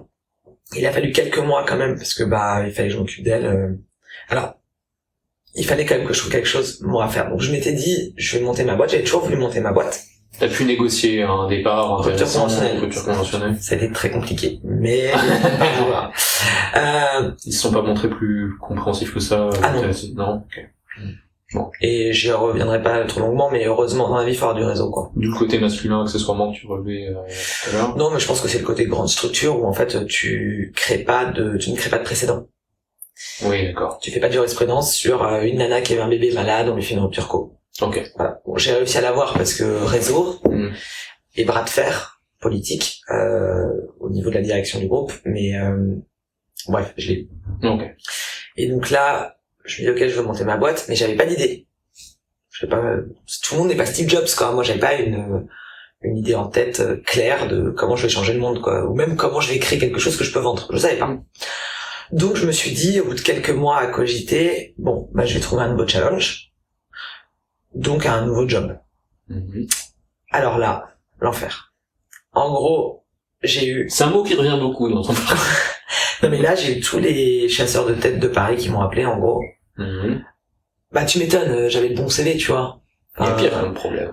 Ouais, sauf qu'en fait j'arrivais à un rendez-vous, et là, tout le monde me mettait dans une case finance, ou dans une case conseil. Et moi je leur disais, mais je ne veux plus faire ça. C'est des compétences que j'ai acquises. Maintenant je veux un challenge, je veux un défi, je veux une expérience de vie, tu vois. Mais me mettez pas dans une case, je n'ai à l'époque que 27 ans. Ils ne comprenaient pas. Tu sais, c'était empreint d'un dogmatisme sans faille sur tu es cela, tu resteras cela et tu feras cela. Mais non, en fait. Donc il y avait une inadéquation totale entre ce qu'ils me proposaient et ce que moi je recherchais. Mais comme je rentrais pas dans une case, ils ne savaient pas quoi me proposer. Je rentrais pas dans les clous. Donc quand t'es pas dans les clous, bah c'est quoi, t'existes pas. T'as 33 ans, t'en avais 27, donc il y a 6 ans, est-ce que c'est vraiment juste ces toutes dernières années qu'il y a une explosion autour des thématiques des multipotentiels et tout un tas d'autres mots-clés, mais bah, c'est là, il y a 6 ans, c'était encore les balbutiements. Je vais t'expliquer là, j'y viens, mais il faut voir le contexte dans lequel j'étais il y a 6 ans. Donc moi j'ai fait, mais j'y viens, t'inquiète, je vais répondre à ça. Donc il y avait les chasseurs de tête, ça n'a rien donné, au contraire tu te sens vraiment naze, parce que t'es pas dans une boîte quoi, donc t'es différent, c'est très chiant mais différent. Ensuite je suis allé sur les job boards, c'est les sites d'emploi avec toutes les annonces. Alors là... Alors déjà, il faut trouver les mots-clés. Est-ce que je vais faire du commercial ou du marketing? Moi, j'en savais rien. Alors là, tu te retrouves avec des dizaines de milliers d'annonces, mais qui n'ont aucune substance. Tu vois pas les gens, tu touches pas le concret, que fait la boîte. Enfin, moi, je m'en fous, je peux très bien aller dans une usine de plastique, accompagner un dirigeant sur la refonte de sa logistique. Ça m'éclaterait. Mais en fait, tu vois pas ça dans les annonces, tu vois pas le défi. T'as des bullet points. Vous serez en charge de 2 points. Mettre à jour le... Ça n'a aucune saveur, d'accord? Ça me parlait pas, un enfer. Et là, on m'a dit, merveilleuse idée, va faire du réseau. Ok. Donc, tu vas à des événements où tu ne connais personne, tu ne sais pas ce que tu veux faire, mais t'as très envie de faire des choses, hein. Mais tu sais pas, du coup, où aller. Donc, en gros, quand les gens te parlent, encore une fois, on en revient à, tu n'obtiens les réponses qu'aux questions que tu poses. Donc, comme je savais pas quelles questions poser, genre, est-ce que vous avez une opportunité disponible dans tel département de notre entreprise? En fait, t'obtiens pas de réponse. Parce que tu t'as pas posé la question. Et puis t'intéresses pas les gens. En fait, quand tu fais du réseau et que tu sais pas quoi dire, bah, les gens, et puis que t'es personne, en fait. Moi, j'étais personne. Donc, bah, en fait, personne s'intéressait à moi. Alors oui, j'ai chopé les 06, hein. Pas pour les bonnes raisons. Franchement... On revient toujours au fait d'être blonde. Mais peut-être que si tu étais brune, rien de ça ne serait pas. Non, mais ça te met dans des postures qui sont... en termes de confiance en soi, pas génial, tu vois. Et tu rentres chez toi, t'as ta gamine qui chiale. Donc en fait, en gros, toi, c'était un moment de ma vie où c'était un peu, ça a duré 1 an. Et c'est marrant parce qu'on en parlait hier avec ma femme. Est-ce que ces fameux événements de networking, est-ce que c'est la nature même de ces événements qui est pas folle, ou est-ce que c'est la façon dont on l'aborde, si on y allait avec le bon état d'esprit? Parce que je suis convaincu qu'à partir du moment où tu fais preuve, par exemple, de curiosité vis-à-vis de tes interlocuteurs, tu peux très vite avoir tout un tas d'informations, voire même de contacts très intéressants. Est-ce que c'est un état d'esprit, ou est-ce que c'est vraiment des événements où, parce que peut-être que j'en ai pas assez fait, je ne me rends pas assez compte de ça, ou je suis trop idéaliste, vraiment, tu dirais que 99% des gens, ils vont pour parler de leur gueule, on s'intéresse pas. Non, ça, je pense que les gens sont beaucoup plus généreux qu'on ne le croit.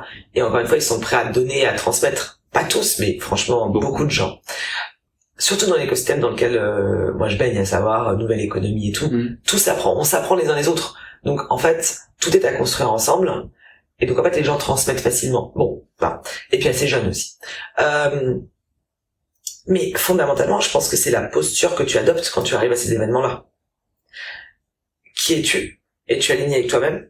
Et finalement, t'y vas pas juste pour boire du champagne, t'y vas pour... C'est un bon argument, quoi. Oui, mais ça suffit pas si tu veux parler avec des gens. C'est in fine, qu'est-ce que tu recherches? C'est pas forcément un bénéfice immédiat. Ça peut être à la recherche d'informations et d'interactions avec des gens, d'apprentissage, de connaissances. Ça peut aussi être trouver un job, ça peut aussi être faire un réseau pour obtenir des contrats. Je m'en fiche, je suis pas là pour juger. Mais si tu y vas avec un alignement personnel, une posture où tu sais qui tu es et tu sais ce que tu vas chercher, en fait, ça se passe très bien. Mais quand tu sais pas qui tu es, que t'es pas aligné avec toi-même, que tu sais pas pourquoi t'y vas, en fait, il se passe pas grand-chose. Juste, ça te renvoie une image où, t'es pas très satisfait de toi-même, en fait. Parce que tu connectes pas avec les gens. Tu vois, les gens, ils te parlent et tu sais pas qui t'es, ce que tu veux, donc, ça s'interrompt très vite, la discussion. Est-ce que ce serait pas plus simple, et je pose la question en ayant une petite idée de la réponse, encore une fois, d'assumer, d'être en recherche, comme probablement tellement de gens à ce genre oui, mais alors, tu sais, je pense aussi que... je sais pas, je me cherche, j'ai envie d'assumer la réponse, j'ai envie de rencontrer des gens, et poser des questions aux gens, et peut-être que tu vas entendre un truc qui va faire écho. Peut-être. Alors après, la démarche proactive de, on va discuter, je vais t'écouter. Mm-hmm. En fait, on est quand même dans un monde où c'est un peu bizarre bon, là, on est sur un schéma comme ça, mais ton but à la fin... Je trouve que tu parles beaucoup de toi, quand même. Non, mais, ça fait, je suis extrêmement gêné. Je pense que ça a un petit côté gênant, comme, que tu contactes quelqu'un, je vais te faire mal à ta jambe, La douleur est à toi. Ouais, c'est un peu bizarre quand même d'arriver quelque part, tu connais pas les gens, tu leur dis parle-moi de toi, j'ai envie d'apprendre des choses. Les gens, ils font quand même attention à qui ils parlent et pourquoi, tu vois, donc non, c'est un peu bizarre. Voilà. C'est vrai qu'il est arrivé quelques fois que la personne en face de moi commence à se méfier typiquement à des événements style BPI France, et je débarque, je vais poser des questions, et en fait, parce que j'adore poser des questions, et au bout de 5 minutes, le mec commence à se braquer parce qu'il commence à se demander si je suis pas en train de faire de l'espionnage industriel, si je viens pas de la concurrence. Bah oui, tu t'interroges toujours des raisons, les motivations profondes des gens. Donc si vous voyez cette vidéo, je suis vraiment curieux, je ne fais pas d'espionnage industriel. Enfin, du coup, je mettrai tout ça en application dans 10 ans pour couler votre boîte, mais en attendant, j'ai pas les moyens. Soyez tranquille.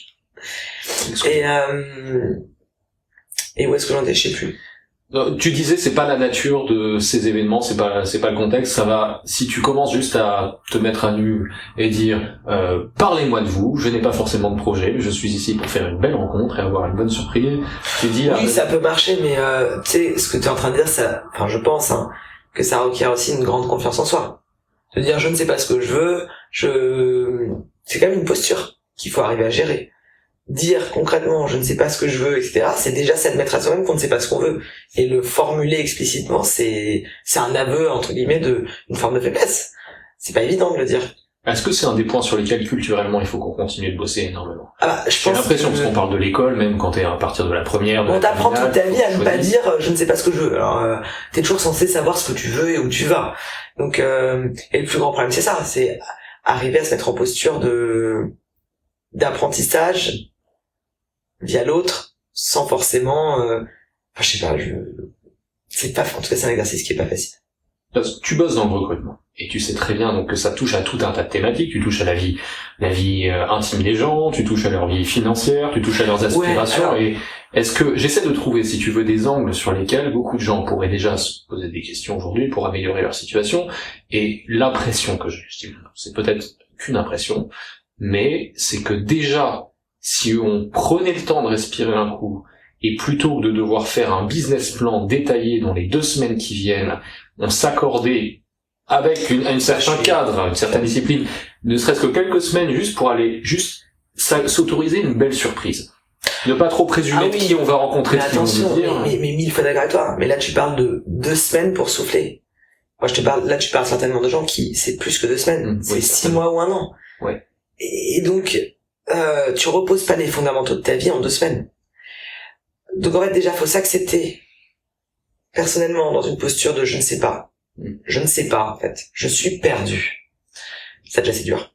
Parce que généralement, c'est mal vécu. C'est dur de se réveiller le matin ou de se coucher le soir et de pas savoir. Donc déjà, il y a la première chose, il y a l'espace-temps. L'aveu de faiblesse aussi. Faire tomber le masque et dire je ne sais plus. Je ne sais pas. Ça, c'est pour l'ego, c'est très dur. Et puis après, il y a une réalité. C'est génial de dire oh, bonjour monsieur, votre boîte m'intéresse, je ne sais pas ce que je peux faire, mais je cherche un défi. Ou même, tu parles des gens de manière générale, c'est pas forcément un défi. Je cherche à m'ouvrir à autre chose. La réalité, c'est que la personne qui a sa boîte, la boîte en face, les boîtes, quelles qu'elles soient, toute entité économique,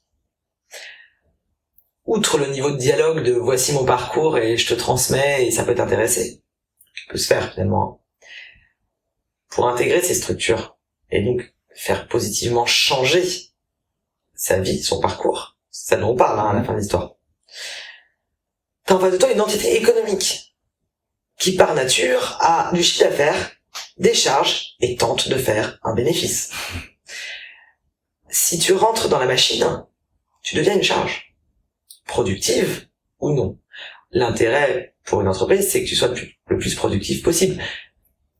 Et c'est un schéma, je pourrais même pas rentrer dans un schéma capitaliste et tout, mais si on te paye, c'est qu'à un moment, faut que tu génères. Alors soit t'es un centre de profit direct, parce que t'es commercial, tu signes des contrats et donc tu ramènes de l'oseille. Soit t'es pas un centre de profit direct, t'es en fonction support, mais tu vas générer de la valeur parce que tu sais faire ce que tu contribues à faire à l'entreprise. Par exemple du marketing, ou même t'es comptable ou autre, tu aides la machine à tourner. Tu vois. Bon. Si t'arrives là-dedans, comme un chiot dans un jeu de quilles, et que globalement t'es en posture d'apprentissage complet, et où on sait pas où te mettre, déjà, si on sait pas où te mettre, pour le management c'est très dur. Tu fais rentrer quelqu'un, c'est pas où le mettre. Donc tu vas dire aux gens déjà en place, je vous amène quelqu'un, je sais pas ce qu'il va faire, mais il va faire quelque chose. Là tu désorganises. Je parlais pas de ça vraiment, enfin, mais je peux comprendre effectivement. Appliquer au recrutement, c'est autre chose. Même à toute entreprise, en fait, des gens qui, même à n'importe quelle personne qui veut se repositionner, c'est un truc à comprendre. C'est que sur la posture humaine, managériale, on sait pas où te mettre, et tu vas désorganiser quelque part l'organisation. C'est compliqué pour l'entreprise. Et l'autre chose, c'est que si on sait où te mettre et que t'as envie d'y aller, mais que tu sais pas faire, en gros, tu deviens un centre de coût en phase d'apprentissage qui peut-être un jour contribuera à... Bon. Donc tout ça fait que c'est compliqué. Voilà. Mais c'est pas impossible. Mais juste, c'est tout l'enjeu des gens qui se repositionnent dans leur carrière. Et que moi j'accompagne aussi. C'est compliqué. Bon. Et donc, en fait, à défaut, si je fais court, à défaut de trouver une opportunité pour moi, à l'époque, je reviens à ta question préalable de, c'était un contexte particulier il y a 6 ans. Il y a 6 ans, les startups existaient, il y avait des toutes petites levées de fonds. Au moment où moi je suis arrivé, on a commencé à avoir la première grosse levée de fonds de 22 millions avec Stuart.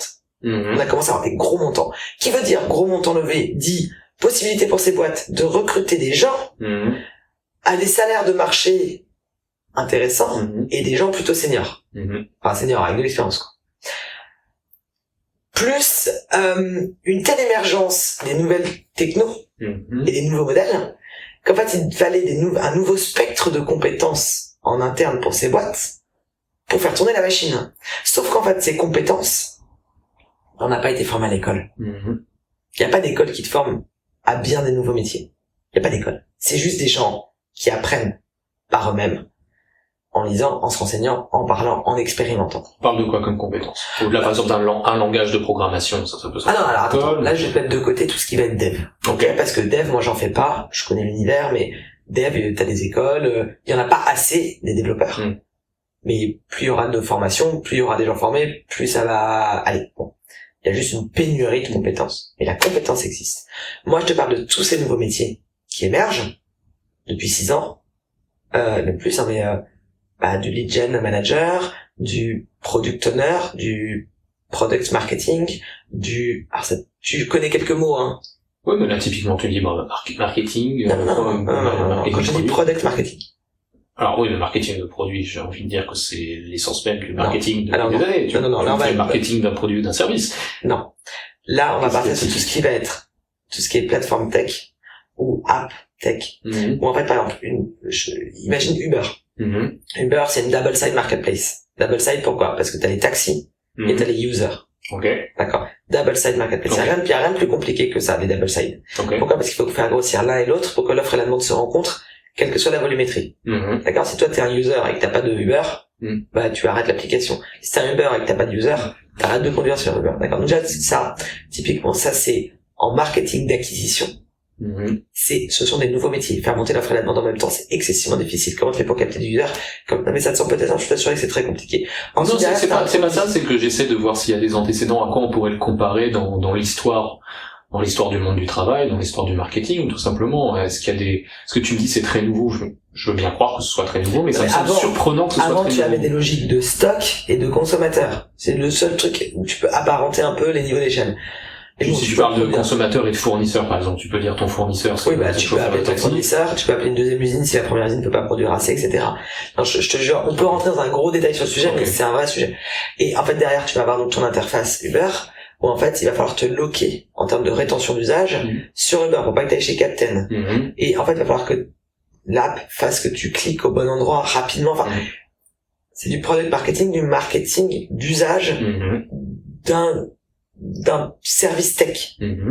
Très particulier. Franchement, je peux t'écrire un peu sur le sujet. Est-ce que ça veut dire qu'il y a, donc j'imagine que là tu parles du UX par exemple, justement, c'est la personne qui va piloter le UX. Mais est-ce que il y a une interconnexion, une pluridisciplinarité qui revient qu'il n'y avait pas avant, un besoin de faire communiquer. Typiquement, le mec qui fait de l'UX doit parler avec le mec qui fait du marketing, doit parler avec le mec qui fait du, je sais pas quoi d'autre d'ailleurs. Donc je reviens à ce que tu vas voir, ça va faire sens.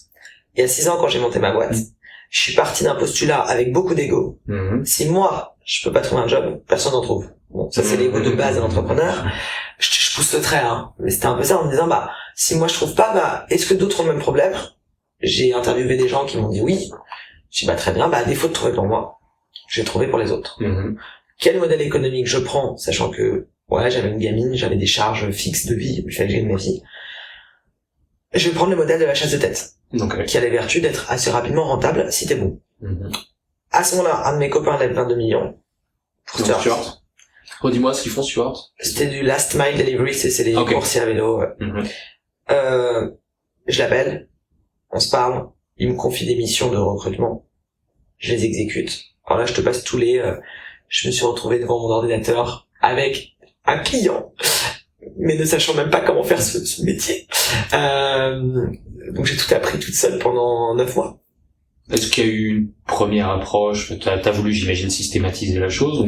Qu'est-ce que tu peux... J'y viens. En gros, j'ai appris le métier, je me suis pris des baffes, je me suis relevé. Les gens étaient hyper sympas parce que j'étais très candide. Et dans l'apprentissage, donc je disais à mes candidats, quand j'arrivais à avoir des candidats, le contexte c'est que je commence. Donc en fait, cette honnêteté peut être rafraîchissante et généralement bien admise. C'est là où je me suis rendu compte que les gens aiment en fait la franchise dès lors que c'est allié avec une rigueur et un sérieux, tu vois. Bon. Donc bref, j'ai monté le truc. Et en fait, très vite, on m'a confié des missions de recrutement. Donc trouver des gens pour des postes où les gens n'existaient pas. Typiquement product marketing, typiquement growth hacking, typiquement, il y a plein de métiers comme ça, je pourrais citer. Est-ce que ça veut dire que toi tu répondais directement à la demande de ton client, ou est-ce qu'il fallait que tu définisses avec ton client sa demande? Exactement. Il savait pas qu'il lui fallait un c'est là où en fait, alors c'est pour ça qu'aujourd'hui ma boîte fait aussi du consulting, parce que on accompagne les boîtes à challenger leurs hypothèses sur de quoi as-tu besoin dans ta structure. Et ça on facture, et c'est un métier à part entière. Parce qu'on est devenu des experts en fait dans ce domaine-là. Et j'ai formé des gens aussi dans ma boîte, les gens sont formés à faire ça. Et en fait très vite je me suis confronté au fait qu'on me confiait des missions de recrutement de profils qui n'existaient pas, ou alors il y en avait 5 à Paris, 5 personnes capables de faire ça. Sauf qu'une fois que t'as appelé les 5 et qu'elles te disent non, j'ai pas envie d'un nouveau métier, d'un nouveau job, je suis bien dans ma boîte, en fait je fais quoi moi? Je dis à mon client parce que attends, dans mon métier tu n'es payé que si tu fais des contrats de travail. Donc en gros, tant que t'as pas placé quelqu'un, tu touches 0, tu travailles pour rien. Et, encore une fois, moi j'ai ma vie quand même. Et donc très vite, je me suis assise, et c'est là où toutes mes études m'ont vachement aidé. J'ai commencé à faire de la corrélation de compétences. En train de me dire, bon, alors, mon client recherche ce métier, product marketing par exemple, ou lead gen, ou growth hacking, je m'en fous. Peu importe. Il cherche un métier. Pourquoi est-ce qu'il cherche ce métier avec cet intitulé-là? Parce qu'il faut telle compétence, telle compétence, telle compétence, telle compétence. Et est-ce qu'aujourd'hui, j'arrive à trouver sur le marché quelqu'un qui a toutes les compétences que je viens de lister? Ok, il y en a 5 ou 12 à Paris. Ils ne veulent pas bouger. Je n'y arriverai pas. Est-ce que le simple fait de définir cette nomenclature-là, la liste des compétences, se mettre d'accord, systématiser comment tu qualifies ces compétences, parce qu'il y a beaucoup aussi d'interconnexion, de transversalité, et typiquement, à quoi, sans vouloir te demander de nous livrer toute ta secret sauce, ça ressemble à quoi ton arbre des compétences aujourd'hui? Tu me poses toujours des questions trop tôt. En gros, non, c'est là la particularité de ma boîte, c'est qu'il y en a 2 des boîtes. Ok. Il y a la partie émergée de l'iceberg, où on fait du recrutement, de talent. Quand on dit de talent, c'est peu importe d'où tu viens, ton diplôme et tout, je m'en fous. C'est qu'est-ce que t'as dans le bide, qu'est-ce que t'as dans la tête, comment t'es prêt à bosser, qu'est-ce que tu veux faire. Ça c'est les candidats que je vais chercher. Et qui viennent d'ailleurs beaucoup vers moi. Et par ailleurs, c'est des entreprises à forte croissance. Quand je dis à forte croissance, c'est pas forcément les levées de fonds. Ça peut être mise en place d'une cellule d'innovation, ouverture d'une nouvelle BU, ouverture d'un nouveau pays, restructuration, croissance externe, croissance organique. Je veux dire, t'as plein de cas de figure où il y a de la croissance, quel que soit le sous-jacent de la croissance. Au-delà de tout ça, qui est un métier où on a des missions de recrutement, on trouve des gens et on les place très tôt, dès la fin de la première année. Comme j'avais fait beaucoup de travail, justement, de nomenclature des compétences clés et de corrélation de compétences, j'ai développé une méthodologie. J'ai systémisé une méthodologie. À partir de là, j'ai commencé à développer un algorithme. Un algorithme, le mot fait peur. Un algorithme, c'est quoi? C'est ni plus ni moins qu'une équation. A plus B égale C. Sauf qu'en fait, t'as un arbre, une arborescence décisionnelle, eu égard à une multitude de paramètres, qu'on appelle ta nomenclature. Si t'arrives à écrire l'équation de tout ça, tu as un algo. Après cet algo, tu peux mettre des X et Y ou des conditions de compétences clés, ça reste un algo. Après, est-ce que tu l'encapsules dans une plateforme ou autre? Your choice. En tout cas, moi, cet algorithme, je l'ai écrit. Donc la nomenclature, je l'ai trouvé, l'arbre décisionnel, je l'ai trouvé. L'algorithme, je l'ai transformé en méthodologie d'apprentissage pour, exécuter les missions confiées par mes clients le plus rapidement possible. Parce que grâce à cet algorithme, je vais cibler les gens beaucoup plus rapidement, je sais quoi leur dire, comment leur dire, et généralement, quand ils nous rencontrent, on change leur vie, parce qu'on leur parle d'une manière où ils ont jamais eu l'habitude. Parce que ça fait partie de la nomenclature. On les insère dans une nomenclature qu'ils n'avaient jamais vue. Donc on leur ouvre un spectre de champ du possible professionnel qu'elles n'avaient jamais pensé. D'accord? Ça, c'est les vertus de la nomenclature côté candidat de l'algorithme. Côté client, on est capable donc d'aller beaucoup plus vite, de trouver des profils là où personne ne les trouverait. Et en situation de pénurie de compétences, d'aller chercher des compétences là où personne n'aurait imaginé aller les chercher. D'accord? Doublé de, comme on a un cabinet de chasse, on va filtrer non seulement les compétences, mais aussi la personnalité des gens. Est-ce qu'ils vont bien en termes d'ADN? Dans une boîte à forte croissance, faut être hyper speed, hyper agile, etc. Tu leur fais passer des questionnaires de personnalité? Non, ça je refuse. Ça, tu refuses? Parti pris depuis le début. T'arrives à récupérer suffisamment d'informations. Qu'est-ce que le courage? Donc tu peux poser des questions. 3 cases. Ça c'est un QCM. Sauf qu'en fait, si tu me réponds case 2 ou case 3, je te mettrai pas dans la catégorie courageux, ou très courageux, ou pas courageux. Et le problème, c'est que la question même, la définition même du courage qui a donné lieu aux 3 items du QCM, c'est pas forcément mon postulat du courage. Okay. Donc en fait, la nomenclature, enfin le sous-jacent même des tests, j'allais loin, j'allais vulgaire, m'emmerde. Parce que moi, il y a des jours je suis courageux, il y a des jours je le suis pas, et j'aime pas. Moi, j'ai toujours refusé qu'on mette dans une boîte. Donc je vais pas les mettre, des gens dans des boîtes avec des tests. Ouais, désolé. Donc, il y a un moment, tu dois faire tomber tout ça dans une décision, un trait de caractère, un trait de personnalité, pour faire fonctionner ton algorithme. Il faut bien, à un moment, que tu tranches. Les critères clés. Non, mais l'algorithme, moi, je peux le remplir avec mes candidats, hein. Voilà. Non. Okay. C'est pour ça que le recrutement, j'ai un postulat fondamental, une philosophie fondamentale, qui consiste à dire, il y a beaucoup de choses qu'on peut algorithmiser pour aboutir à un simili-matching offre et demande candidat-client. Néanmoins, l'humain reste indispensable. Parce que ce qu'on vient d'évoquer, c'est la différence entre les hard skills, les compétences clés, et les soft skills. Ta personnalité, qui es-tu Vincent, qui suis-je Eugénie, qui êtes-vous cher candidat, dans votre manière de parler, votre gestuelle, bon, tu vois, enfin, ça n'a rien à voir quelqu'un qui va être comme ça en train de te parler, quelqu'un qui va être comme ça parce que oui, je suis stressé quand je te parle, oui, et quelqu'un qui va être très assertif. Et en fait, ça, désolé, mais une machine, un algorithme, il peut pas le voir. Est-ce que la personne a les mains moites? Est-ce que, enfin, tu vois, tout ça, ça se capte sur une rencontre. Et c'est notre métier. Voilà. Donc tu mets clairement en avant l'aspect intuitif et humain de ton... Tu sais ce qu'est l'intuition? L'intuition, c'est une agrégation de perception analytique de micro-éléments détails. Tout ça mis ensemble, t'arrives à projeter une conclusion que tu vas appeler de l'intuition. Mais en fait, tu vas être plus ou moins intuitif eu égard à tes capacités analytiques. Donc en fait, moi, ce que je vais chercher comme gens chez moi pour travailler avec moi et faire ce métier tel que nous l'entendons avec notre philosophie chez iPlayers, c'est des gens qui ont cette agilité de compréhension des hard skills, la nomenclature, etc. Et cette intuition soft skills. Et c'est pour ça que c'est très dur pour recruter pour chez moi, parce que dès lors que je veux pas juste des recruteurs, mais des gens qui ont ces qualités fondamentales de perception d'autrui, et donc d'empathie. On en revient au terme empathie tout à l'heure. C'est l'empathie. C'est comment je me connecte à toi pour mieux comprendre qui tu es et vers quel client je pourrais t'emmener, en fait. Ça paraît très béni, oui, hein, quand je te raconte tout ça. Non. C'est aussi les limites du système.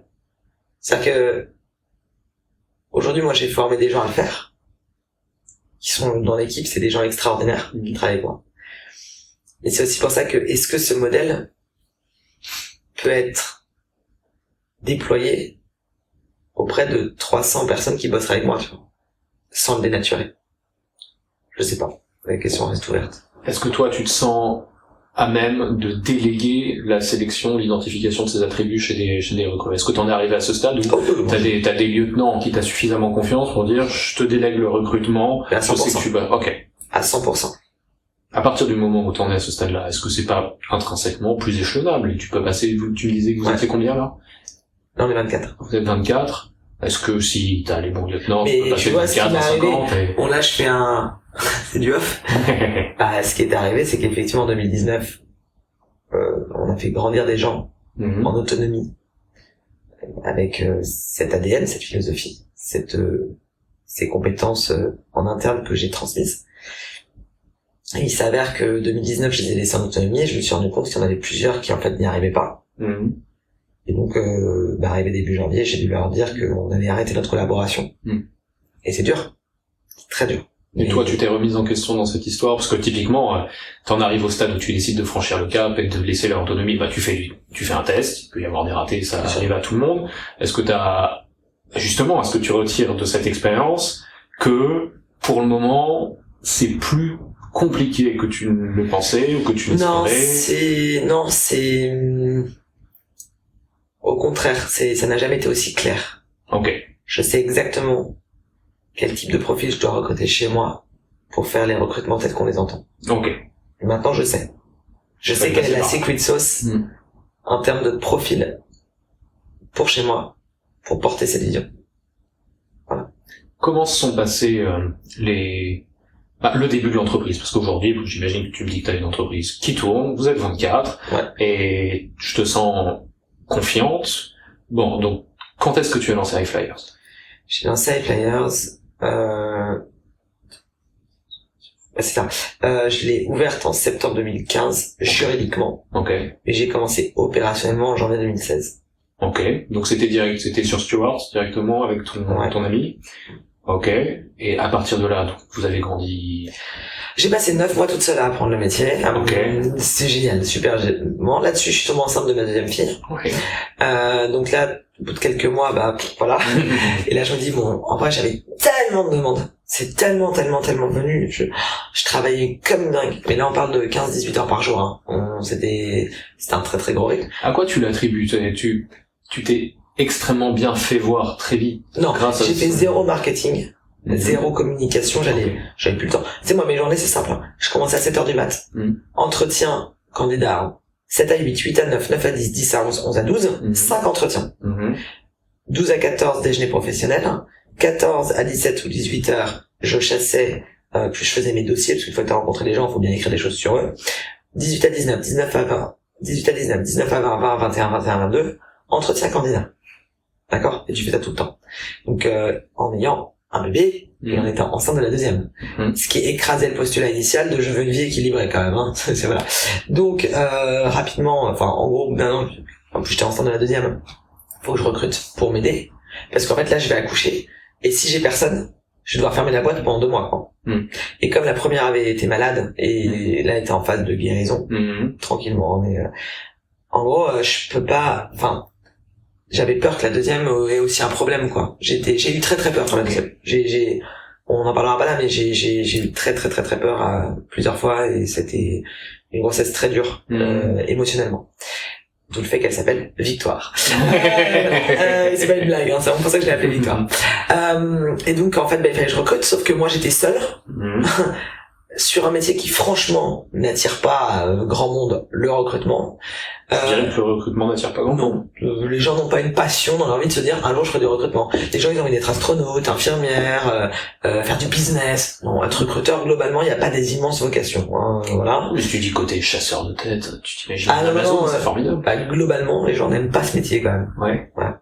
Ah, c'est marrant parce que j'ai rencontré tellement de gens qui sont dans les ressources humaines et dans le recrutement qui m'avaient l'air franchement passionnés par leur métier. Oui, mais quand ils touchent au métier, ça les passionne. Et pour y venir, c'est pas une passion innée, quoi. C'est plus accidentel qu'autre chose. Voilà. Ok. Donc, il faut que je recrute. J'ai trouvé personne. Là, j'étais enceinte de 6-7 mois. Et là, je me suis dit, je vais être contrainte de fermer ma structure. 3 mois, 2 mois. Mais c'est pas bien, j'avais tellement de clients. Enfin, la croissance, elle était dingue. Et bah, quand tu disparais du paysage pendant 2-3 mois, tu peux tout perdre. En fait, je pouvais potentiellement perdre tout ce que j'avais construit pendant plus d'1 an, quoi. Et après, je me suis retrouvé à déjeuner avec ma petite sœur, qui a 8 ans de moins que moi. Donc à l'époque, j'avais 29, donc elle avait 21 ans. Une fusée. Franchement, elle est trop forte. Et elle finissait son stage final chez Hopscotch en marketing, communication événementielle. Elle avait des propositions de CDI Hopscotch, Avast, Publicis. Et on déjeunait ensemble et on partageait un burger et des frites. Et à un moment, on s'est regardé. C'était un mardi. Et je lui ai dit, mais est-ce que tu venais bosser avec moi? Donc là, en fait, ça a fait tilt. Je lui ai dit, écoute, au pire, t'aimes pas, t'auras toujours tes CDI qui t'attendent. Au pire, t'aimes pas, c'est que 3 mois, et si t'as pas tes CDI qui t'attendent, mon métier c'est de trouver des jobs, donc je t'en trouve. Au mieux, t'aimes ça, on monte la boîte ensemble, la suite, et tu t'associes avec moi. Elle a mis 2 mois à me répondre.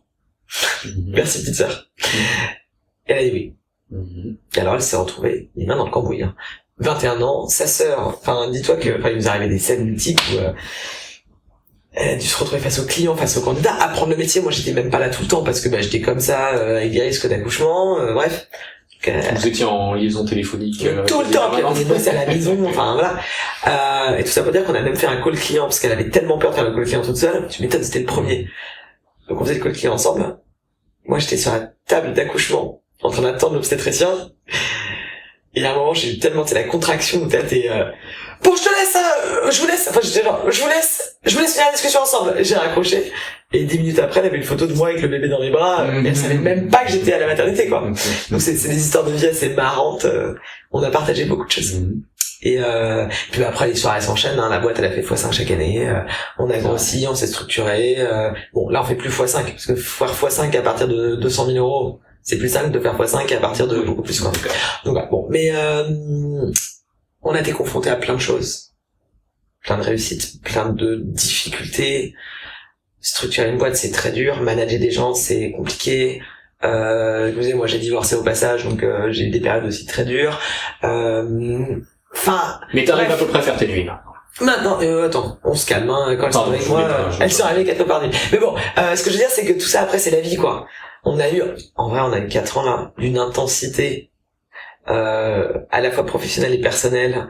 Et imbriquer tout ça, c'était, à refaire, je refais tout. Pas forcément tout pareil, parce qu'il y a des choses que je ferais pas pareil, et j'ai eu des échecs, du coup, aussi, parce que, je suis dans un mode de vie que j'aurais absolument pas imaginé ou voulu il y a 10 ans, mais j'en suis là. Et juste, à la fin, on est fiers de ce qu'on a fait. Parce que c'est beau, de monter sa boîte à deux, de jamais s'engueuler, parce qu'on a assez d'honnêteté pour se dire les choses, et en fait, on paye des salaires quand même à pas mal de monde. Ça veut dire qu'on a créé de la valeur, on est rentable, on a fait une levée de fonds au passage pour développer toute une tech liée à l'algo que j'ai évoqué avant. Je t'ai pas entendu nous bassiner avec les termes machine learning et AI. Bon, tu commences à y toucher, non. T'as l'habitude d'en parler en fait. Voilà. Est-ce que c'est typiquement, même si tu es plutôt sobre sur la question, est-ce que tu t'y intéresses et il s'avère qu'il y a des mécanismes, des algorithmes qui permettent d'affiner, de déceler, on parlait de la nomenclature tout à l'heure, on a beaucoup répété ce mot, de déceler des traits que tu n'avais pas envisagés avant, justement? Sur tout ce qui est machine learning et deep learning, des gens savent en faire très bien.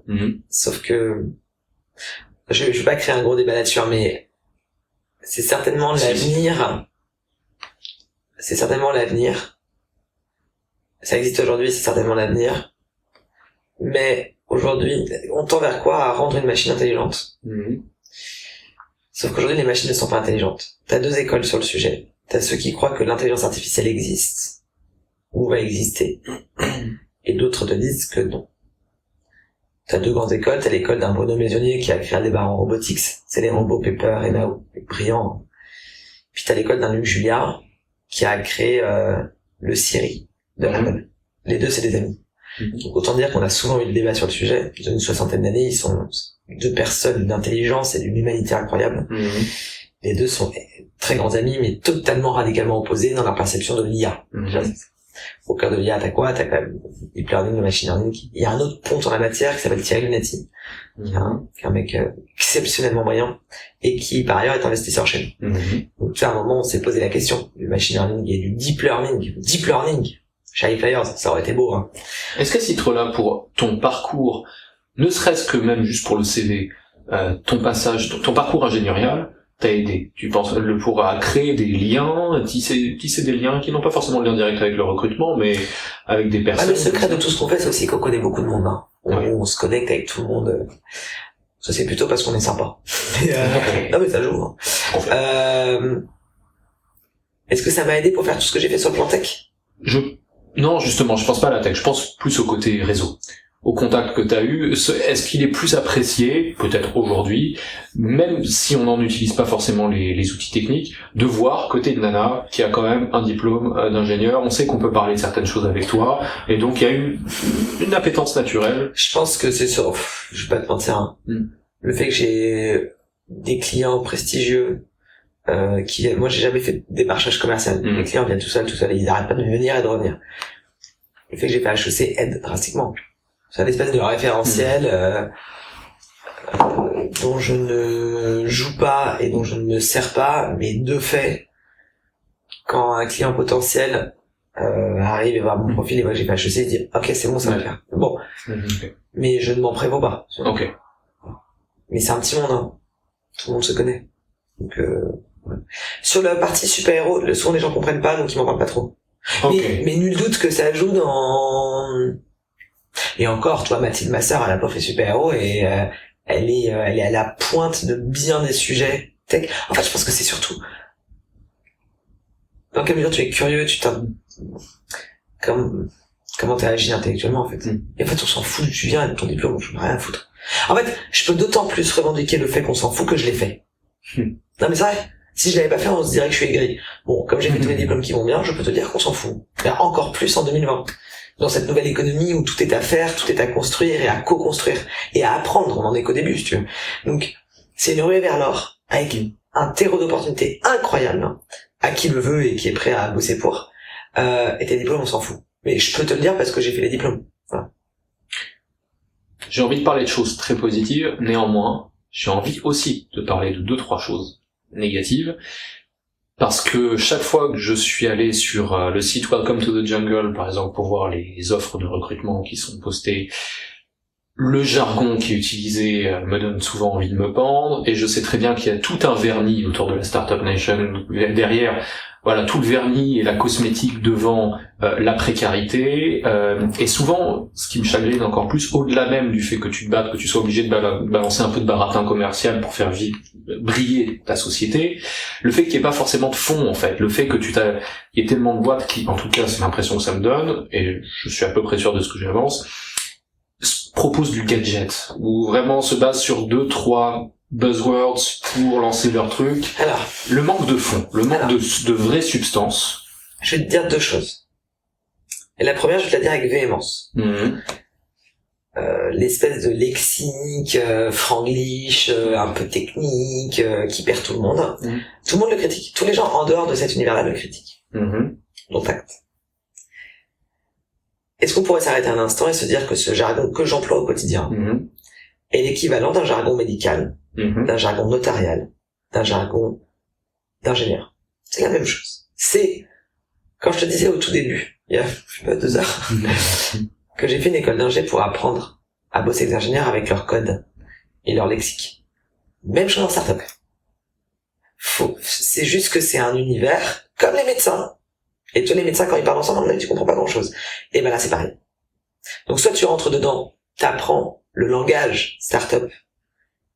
Et je peux te dire, en connaissant bien et en pratiquant tout ça, que c'est pas que de la cosmétique. C'est que c'est une terminologie. Quand je te disais product marketing tout à l'heure, c'était assez révélateur.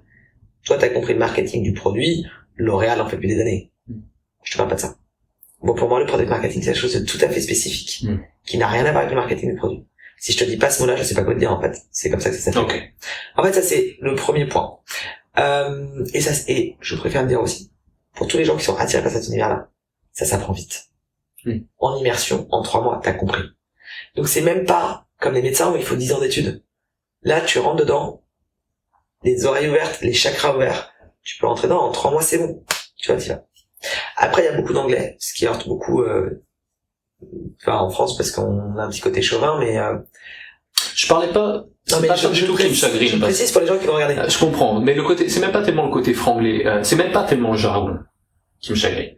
C'est ce que je perçois comme étant un excès de jargon pour se planquer derrière le fait qu'il n'y a pas beaucoup de substance. Alors, pour le coup, les job descriptions, les annonces, j'en vois beaucoup parce que, tu vois, Welcome, rien que Welcome, c'est notre client. Donc, je vois bien. En fait, en gros, quasiment tout le monde sur Welcome to Jungle, la plupart, toutes les startups qui ont levé sur, la plupart bossent avec nous, donc, je vois leur fiche de poste. Non, il y a une réalité. Okay. Ça, je te le dis, il y a une vraie réalité. Et je vais aller même plus loin, c'est que comme c'est des boîtes qui n'ont pas toute une grande aisance financière, tu imagines bien que quand ils recrutent, ils font très attention à pas recruter du gras, quoi, du surplus. Donc c'est vraiment de quoi ils ont besoin, ils le mettent dans la fiche de poste pour recruter pile la bonne personne. Voilà. Bon. Donc ça, désolé, je contrecarre le truc. Après, sur le côté manque de substance, manque de sens, manque de fond, là où je te rejoins, c'est qu'aujourd'hui, beaucoup de gens sortis d'école, généralement les grandes écoles, HEC, SEC, ESCP, tout ça, ça fait plus rêver d'aller faire de l'audit, ça fait plus rêver d'aller faire de la finance, ça fait plus rêver d'aller chez L'Oréal. Qu'est-ce qui fait rêver aujourd'hui? Je monte ma boîte. Et je monte pas ma boîte, je monte ma start-up. Voilà. C'est cool, de monter une start-up. C'est génial. Alors, donc en gros aujourd'hui, si je résume, c'est un équivalent 3e cycle. Avant, tu faisais un doctorat, ou, bon, après, tu montes une start-up, t'apprends la vie, et puis, au final, 1 ou 2 ans ou 3 ans après, tu vas aller bosser dans les grands groupes. Voilà. Bon. La substance, tu la vois. Forcément, j'ai envie de caricaturer un peu et de te dire, aujourd'hui, c'est très tentant de monter ta startup pour révolutionner la blockchain. Parce que tu as entendu blockchain, et blockchain, c'est très vendeur. Avec de l'IA. Donc tu révolutionnes ta blockchain avec de l'IA. Bref, peut-être que je suis cynique, justement, L'impression que j'ai, c'est que justement, moi, ce qui m'importe, c'est pas ton diplôme, c'est même pas tellement forcément ton parcours, c'est à quel point je te sens sincère, et à quel point je peux avoir une conversation simple avec toi, à l'occasion de laquelle tu peux m'expliquer simplement, tu fais quoi? Ça sert à quoi? C'est pour qui? Et si j'estime qu'au bout de 3 phrases, j'ai toujours rien entendu, et tu m'as juste couvert, même un médecin, il peut me dire, je sauve des vies, Ce qui s'énonce simplement, c'est quoi déjà la formule? Ce qui s'énonce simplement est bien compris. Si quelqu'un est incapable de t'expliquer ce qu'il fait ou ce que fait sa boîte, c'est qu'il n'a pas lui-même compris. D'accord? Donc ça, on est complètement d'accord de ce postulat. Après, en fait, je sais pas quoi dire. Ce que je veux dire, c'est qu'il y a des boîtes qui sont techniquement ultra complexes, genre sur tout ce qui va être, blockchain, mais blockchain, non, ça veut dire tout et rien. Donc, bref. En fait, c'est une boîte qui en fait va faire de la R&D sur un truc ultra technique, ultra précis. Peut-être que tu comprendras pas, mais parce que le mec est tellement sur de la technicité profonde que, en fait, à la limite, il sait même pas le vulgariser. Ouais, je comprends. Mais ça, c'est extrêmement rare. Là, on parle de boîtes extrêmement rares. Ce qui va se passer, c'est que ce que tu évoques, c'est plus généralement les startups qui se prévalent de buzzwords pour dire, moi, je révolutionne, je révolutionne le traiteur grâce à de la blockchain, de l'IA, et tu vois, bon. Mec, tu fais quoi en fait? Tu fais du traiteur, quoi. Tu sais ce qui s'est passé l'année dernière avec WeWork, donc typiquement mais je veux pas devenir cynique. Donc j'imagine que la question que je te pose, parce que c'est une question que tu es particulièrement bien placé pour c'est un milieu que t'es bien placé pour observer, voir ce qui se passe derrière les coulisses. Et je connais tous les patrons. Non, je comprends. Je vais pas te pousser à dire des bêtises, mais tu sais qu'il est possible d'abuser d'un système, d'abuser de la bulle startup, de lever des fonds juste à coup de contacts et de buzzwords, alors qu'en réalité ton business model n'a jamais été viable. Et peut-être que c'est un mauvais exemple, mais je suis convaincu que tout ce qu'on a vu se passer l'année dernière avec WeWork, typiquement, c'était extrêmement révélateur d'un malaise, quand même, d'un décalage entre les fondamentaux d'un business et la capacité à en foutre plein les yeux à des... En fait, là, tu touches du doigt, tu vois, moi aujourd'hui, ce que je te dis, c'est que j'ai pas monté une start-up, j'ai monté une entreprise. Chiffre d'affaires, moins charge, égal, t'essayes de pas être en dessous de 0, si possible d'être à plus 0. Avoir du bénéfice. C'est un univers dans lequel on ne raisonne pas comme ça. C'est un univers start-up où on n'est pas sûr. Chiffre d'affaires moins charge égale résultat. Ils s'en foutent. Pourquoi? Ça présente un certain confort de prendre de l'argent ailleurs, que tu n'as pas eu à faire toi-même, qu'à le dépenser. Non mais moi j'aimerais bien. Passe-moi 2 millions, on va s'éclater. Moi les 10 000 que je dois dépenser pour mon loyer tous les mois, je les ai gagnés. Donc en fait, en faisant bosser des gens, mais en bossant moi aussi. Donc ça n'a pas la même saveur. Donc c'est là où moi je trouve qu'il y a un biais, c'est que quand tu dépenses de l'argent qui n'est pas le tien, c'est pas la même chose. Donc c'est là où on distingue une start-up d'une entreprise. Mais là où on va distinguer fondamentalement une start-up, c'est t'as une phase 1 de développement d'une technologie qui mécaniquement coûte cher. Faut le financer. On va être clair, moi, tu vois, pour avoir l'idée, l'année dernière, j'ai dépensé 750 000 € pour développer ma techno. On parle de montants comme ça. Donc, moi, j'ai jamais eu cet argent, moi, dans ma vie perso. Jamais. Donc, alors moi, j'ai la particularité d'avoir une boîte qui déjà fait les chiffres d'affaires et est rentable depuis quelques années, d'avoir levé un peu d'argent pour financer ça. Mais, la plupart des gens qui se lancent, qui montent leur boîte, d'abord, il y a un prérequis, c'est, je développe ma techno. Donc je ne gagne pas d'argent, mais j'en dépense. Donc il me faut de l'argent. Donc on va m'en passer. Ce qui induit quoi? C'est que ces gens-là déjà, mais ils ont perdu une partie de leur boîte. Parce qu'ils ont dû donner des parts de leur boîte à des gens externes, passifs, qui ont juste mis de l'argent. Et du coup, t'as pas du tout les mêmes trucs dans tes tripes. Moi, ma boîte, c'est mon bébé, j'en ai 3 mois. 2 personnes physiques, mes filles, une personne morale, ma boîte. Eux, déjà, ils ont donné déjà un bras et une jambe de leur bébé à d'autres personnes. Ouais. C'est horrible comme image, mais on se comprend. Non, mais c'est ton bébé, vu l'investissement émotionnel. Ah, bien sûr. Donc, il développe quand on âge. Et après, t'arrives sur des modèles. C'est pour ça que je te parlais de modèles économiques tout à l'heure. Qui, généralement, sont basés sur de l'acquisition.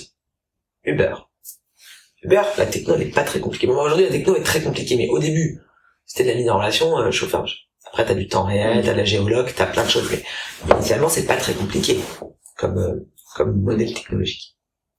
Sauf que comment tu fais pour acquérir des users et des taxis sur un modèle économique nouveau qui révolutionne un secteur, le secteur du transport interurbain? Bah, tu vas dépenser des tonnes de sous pour faire du marketing, faire du ciblage, faire du targeting, tout ça. Mais en gros, si tu veux, il te faut 3 millions à dépenser pour acquérir des utilisateurs et des drivers. Donc t'as déjà, si je résume, dépensé 1,5 million sur ta techno, 3 millions sur ton acquisition d'users. Et donc là, éventuellement, tu arrives à faire assez de volume pour que les commissions que tu prélèves commencent à te faire du chiffre d'affaires qui peut peut-être couvrir tes charges. Mais ça couvrira jamais tes charges. Parce que pour passer l'étape d'après, pour passer de je sais pas moi, 50 000 users à 500 000, il faut remettre 20 millions pour acquérir dans d'autres villes d'autres users et d'autres drivers. Donc, en fait, c'est une course à de l'acquisition qui fait que tu burns toujours plus d'argent parce qu'il faut que tu aies de plus en plus de gens qui bossent sur le sujet pour acquérir. Tu vois ce que je veux dire? Et en fait, tout le pari qui est fait là-dedans. En fait, donc c'est des modèles qui... C'est qu'en bout de course, tu seras rentable, mais est-ce que c'est... Grande question. Qui a la réponse aujourd'hui?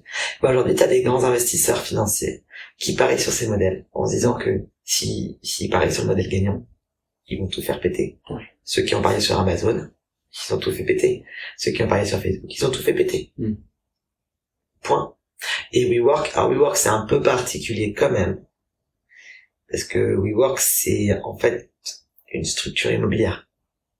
Avec un modèle de monétisation, donc de vente par espace, qui était nouveau, qui était assez précurseur. Et pareil, winners take it all. Ils sont allés plus vite que tout le monde parce qu'ils ont fait plus d'argent que tout le monde. Sauf que là, il y a aussi des mécaniques. Alors déjà, le problème de WeWork, c'est pas le modèle WeWork. c'est les montages juridico-financiers qu'il y a eu derrière par le fondateur. Tu le sais, ça, c'était bon. C'est pas WeWork qui est en cause. Je sais plus. Oui. Ensuite, il y a aussi un autre point que j'évoquerai, mais rapidement, c'est la notion de valorisation. Qui, en gros, perturbe tout l'écosystème, mais c'est normal, moi, je monte une société. Je veux que tu mettes 50 € dedans pour que je puisse, pendant 6 mois, faire vivre mes salariés, etc. Sauf que si tu mets 50 € dans ma boîte demain, Vincent, tu me prends combien de ma boîte? Du capital de ma boîte. Si on dit que ma boîte, elle vaut 100 € et que tu mets 50, ça veut dire que, voilà. Oui, mais j'avais pas pensé. Si on dit qu'elle vaut 500, tu ne prendras que 10%. Moi, j'ai intérêt à ce que tu ne prennes que 10%. Tu as intérêt à prendre 50%. Modulo le fait que si tu prends 50%, j'ai plus envie de bosser parce que je bosse la moitié de ce que je génère, c'est pour quelqu'un qui fout rien. Donc en fait, il y a un savant équilibre de valorisation. En fait, t'es dans un système de boîtes qui ont besoin de toujours plus de cash pour démontrer un modèle qui à terme doit être rentable et tout exploser en marché. Sauf que pour avoir cet argent, ils sont obligés de faire des levées de fonds successives. Dans le cadre desquels il faut des valorisations pour que les mecs mettent de l'argent. Chaque valorisation doit être plus élevée que la précédente. T'as un effet signal aussi.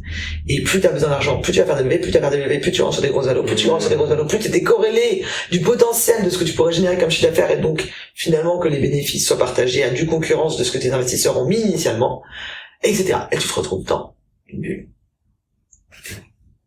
Merci pour cette explication parce que c'est assez fascinant et j'avais pas pensé du tout à cette dimension. En fait, c'est multi-critères, les enjeux de ce secteur. Pour finir sur quelque chose de très positif, est-ce que tu as des conseils à travers tout ce joyeux bazar de l'entrepreneuriat en 2020 ou même pas forcément de l'entrepreneuriat, il y a plein de gens qui n'ont pas envie de monter une entreprise et je pense qu'on aura compris assez clairement en t'écoutant que c'est pas fait pour tout le monde, c'est compliqué. Et faut pas s'en vouloir, c'est pas une gloire. Effectivement, aucune culpabilité à avoir, mais autant pour les entrepreneurs que ceux qui cherchent un taf, tout simplement, qui cherchent sagement à se faire recruter et qui veulent pas... C'est pas sagement, tu peux t'épanouir et faire des choses grandioses en trouvant un job. Donc première chose, il n'y a pas de honte à être salarié. Non mais faut le dire parce qu'on est dans un monde où tellement il faut être patron de sa boîte, on arrive à des hérésies. Là quand tu parles de toutes ces startups qui n'ont aucun sens, mais parce que la plupart des gens ils montent des boîtes, ils montent pas des boîtes, ils cherchent à briller. C'est ça que t'évoquais tout à l'heure. Donc ça c'est la première chose. Coup de gueule. Mais sachant donc t'es à la croisée des chemins entre les personnes, entre les gens, les entrepreneurs et les salariés qui sont recrutés par ces entrepreneurs, sachant que ta boîte a quand même vite explosé, c'est donc que tu as apporté quelque chose, tu disais un discours, un langage et des outils qui étaient très frais dans le milieu, qu'il y avait une vraie demande aussi, il y avait un besoin, j'imagine que c'est peut-être aussi quelque chose de plus adapté, de plus réaliste, voilà, bref. Est-ce que il y a 2-3 conseils, des trucs évidents, mais enfin que chacun peut implémenter dès maintenant, des questions qu'on peut se poser, que tu recommanderais à nos chers téléspectateurs? C'est difficile de répondre à brûle pour point. Tu peux répondre à Vincent. Ah, pardon, elle était nulle. Je pense qu'il faut apprendre à bien se connaître. Quitte à prendre un papier et un crayon et à dire qu'est-ce que j'aime dans la vie, qu'est-ce que je n'aime pas. Ça paraît débile, mais moi je l'ai fait de nombreuses fois. Oui, pas. Ensuite, je pense si HEC m'a apporté une chose, et les États-Unis aussi, tout est possible. Non mais putain, c'est important ce que je suis en train de dire, tu peux vraiment faire ce que tu veux de ta vie, avec tes contraintes. Moi, typiquement, il fallait que je gagne, tu vois, aujourd'hui, maman célibataire, 2 enfants, je dois gagner ma vie. C'est un paramètre. Et je dois pas gagner un peu. J'ai besoin, quand tu payes le loyer seul et les courses seul, tu dois gagner bien ta vie. Enfin, essayer, en tout cas.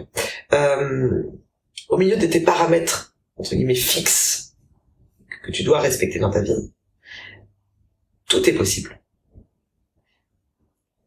Après, c'est quelle énergie tu mets. Mais, tu peux changer de vie, tu peux changer de métier, tu peux t'inventer, tu inventes ta vie en fait. La vie elle est courte, sois heureux, invente ta vie. Si t'as besoin de la réinventer en fait, c'est tout ça première chose. Deuxième chose, c'est ne pas hésiter à aller parler aux autres. Parce qu'on tu disais au début, faut demander. Demander, les gens ils adorent partager. Dès lors que tu es bien élevé, que t'es pas intrusif, que tu les respectes, les gens adorent transmettre, les gens adorent parler d'eux. Donc en fait, si tu les appelles en disant raconte-moi ta vie, parce que regarde, Eugénie, tu serais dispo 2 heures pour me raconter ta vie. Mais bien sûr, Vincent, je suis tout oui. Mais c'est pour ça que je le fais. Non, mais j'adore le faire, et c'est effectivement, tu vois que ça ouvre des portes. C'est une façon, on est tellement, parce qu'en plus on est une génération par les outils qu'on a de plus en plus impatiente. Et donc, avoir quelqu'un de bienveillant qui a gentiment envie de te...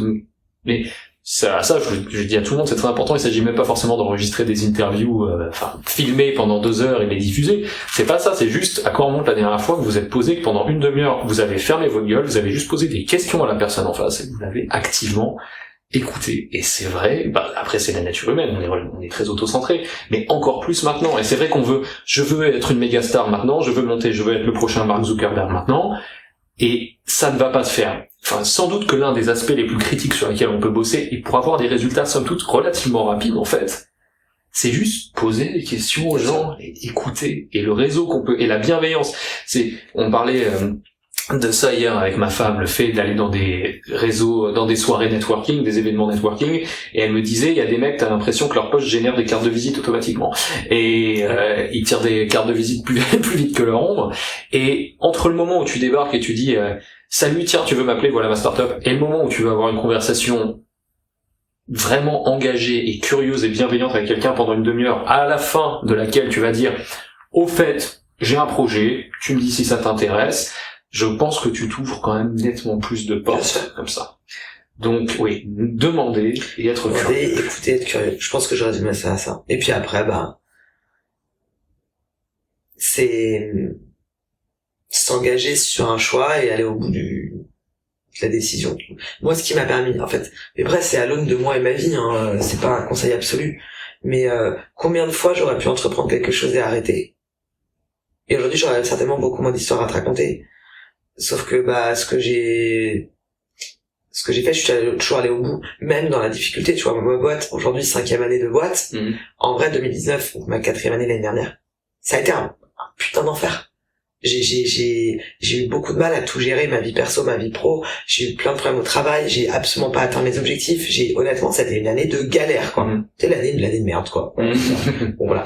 Et puis, j'ai fini par tomber malade, en fait, à cause de tout ça, mon corps il m'a lâché, quoi. Et, bilan, là, j'ai largement remonté la pente, moi, je suis en pleine forme, tout ce qu'on veut, ça se passe très bien dans la boîte, mais j'ai jamais autant appris que l'année dernière. Jamais autant, vraiment. Et Dieu sait, c'était pas facile. Mais je pense que c'est effectivement quand tu sors de ta zone de confort et que tu te bats pour dépasser les difficultés, c'est là où t'apprends le plus. Et c'est là où faut pas lâcher. Mais ça, encore une fois, ça dépend des personnalités de chacun et je l'impose pas aux autres. Mais pour moi, ça fait partie de ma petite recette secrète. Et donc, mollo sur la notion de croissance, coûte que coûte, la croissance pour la croissance. Oui, non, mais ça, c'est aussi une chose, c'est se recentrer sur qu'est-ce qui te va bien comme schéma. Est-ce que avoir une boîte, c'est forcément attendre à devenir milliardaire avec 300 salariés? Bon, déjà, moi, ça n'a jamais été mon objectif. Moi, je voulais monter une belle structure dans laquelle les gens se sentent bien, font des beaux résultats, et voilà. Bon. Et chez moi, si je pouvais avoir que des gens qui se barrent à 16 heures pour aller voir leurs enfants, parce que, en fait, ils ont très bien fait leur boulot et tout est bon. Mais ok, super. Bon, après, c'est jamais aussi simple que ça, mais moi, je me dis aujourd'hui, je sais pas où ça m'amènera, mais je sais fondamentalement ce que je veux et ce que je veux pas. Est-ce que je veux pas, c'est une croissance trop rapide, où je suis déconnecté des gens dans la boîte, où ça ne respecte pas mes valeurs de respect, enfin bref. Je comprends. Mais ce sera gagné, quoi. Est-ce que il y a des événements à venir? Est-ce qu'on peut s'intéresser de plus près à toi? Est-ce qu'on peut te retrouver? Je mettrai de toute façon tous les liens dans la description. Si ça t'intéresse, parce que tu me disais que là tu t'avais jamais eu à faire de démarchage jusqu'à présent, parce qu'en gros les gens viennent à toi. Tu me dis que limite trop, enfin t'essaies de garder, de suivre le rythme. C'est tout l'enjeu. Et donc tu vas investir un peu dans du RP. Est-ce que néanmoins il y a des événements prévus? Est-ce que si tu me disais que t'allais faire du RP, c'est que t'as quand même envie de faire parler de toi, donc t'es pas trop timide. Est-ce qu'on peut te suivre? Et si oui, où? Alors, je te donnerai tout, tu mettras à l'écrit. Ok. Voilà. Tout simplement. Voilà. Parce qu'on est en train de tout mettre en place, donc je peux pas en parler tout de suite, mais... Ok. Mais tout va être prêt d'ici 1 mois. On fait partie d'un club très très restreint. Un dernier message, éventuellement. Il y a un truc, nous ça va te sembler débile, mais c'est Steve Jobs, il avait dit cette phrase. Je suis pas du tout une fan de Steve Jobs, loin de là. Et d'ailleurs, je n'ai rien d'Apple chez moi, mais j'aime bien juste cette petite phrase de stay hungry, stay foolish. Faut garder le pétillant, faut toujours avoir envie de garder cette fraîcheur.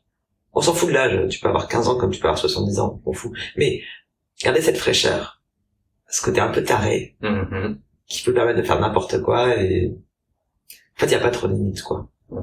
Voilà. Stay hungry, stay foolish. Eugénie Chatiel. J'ai été formidable.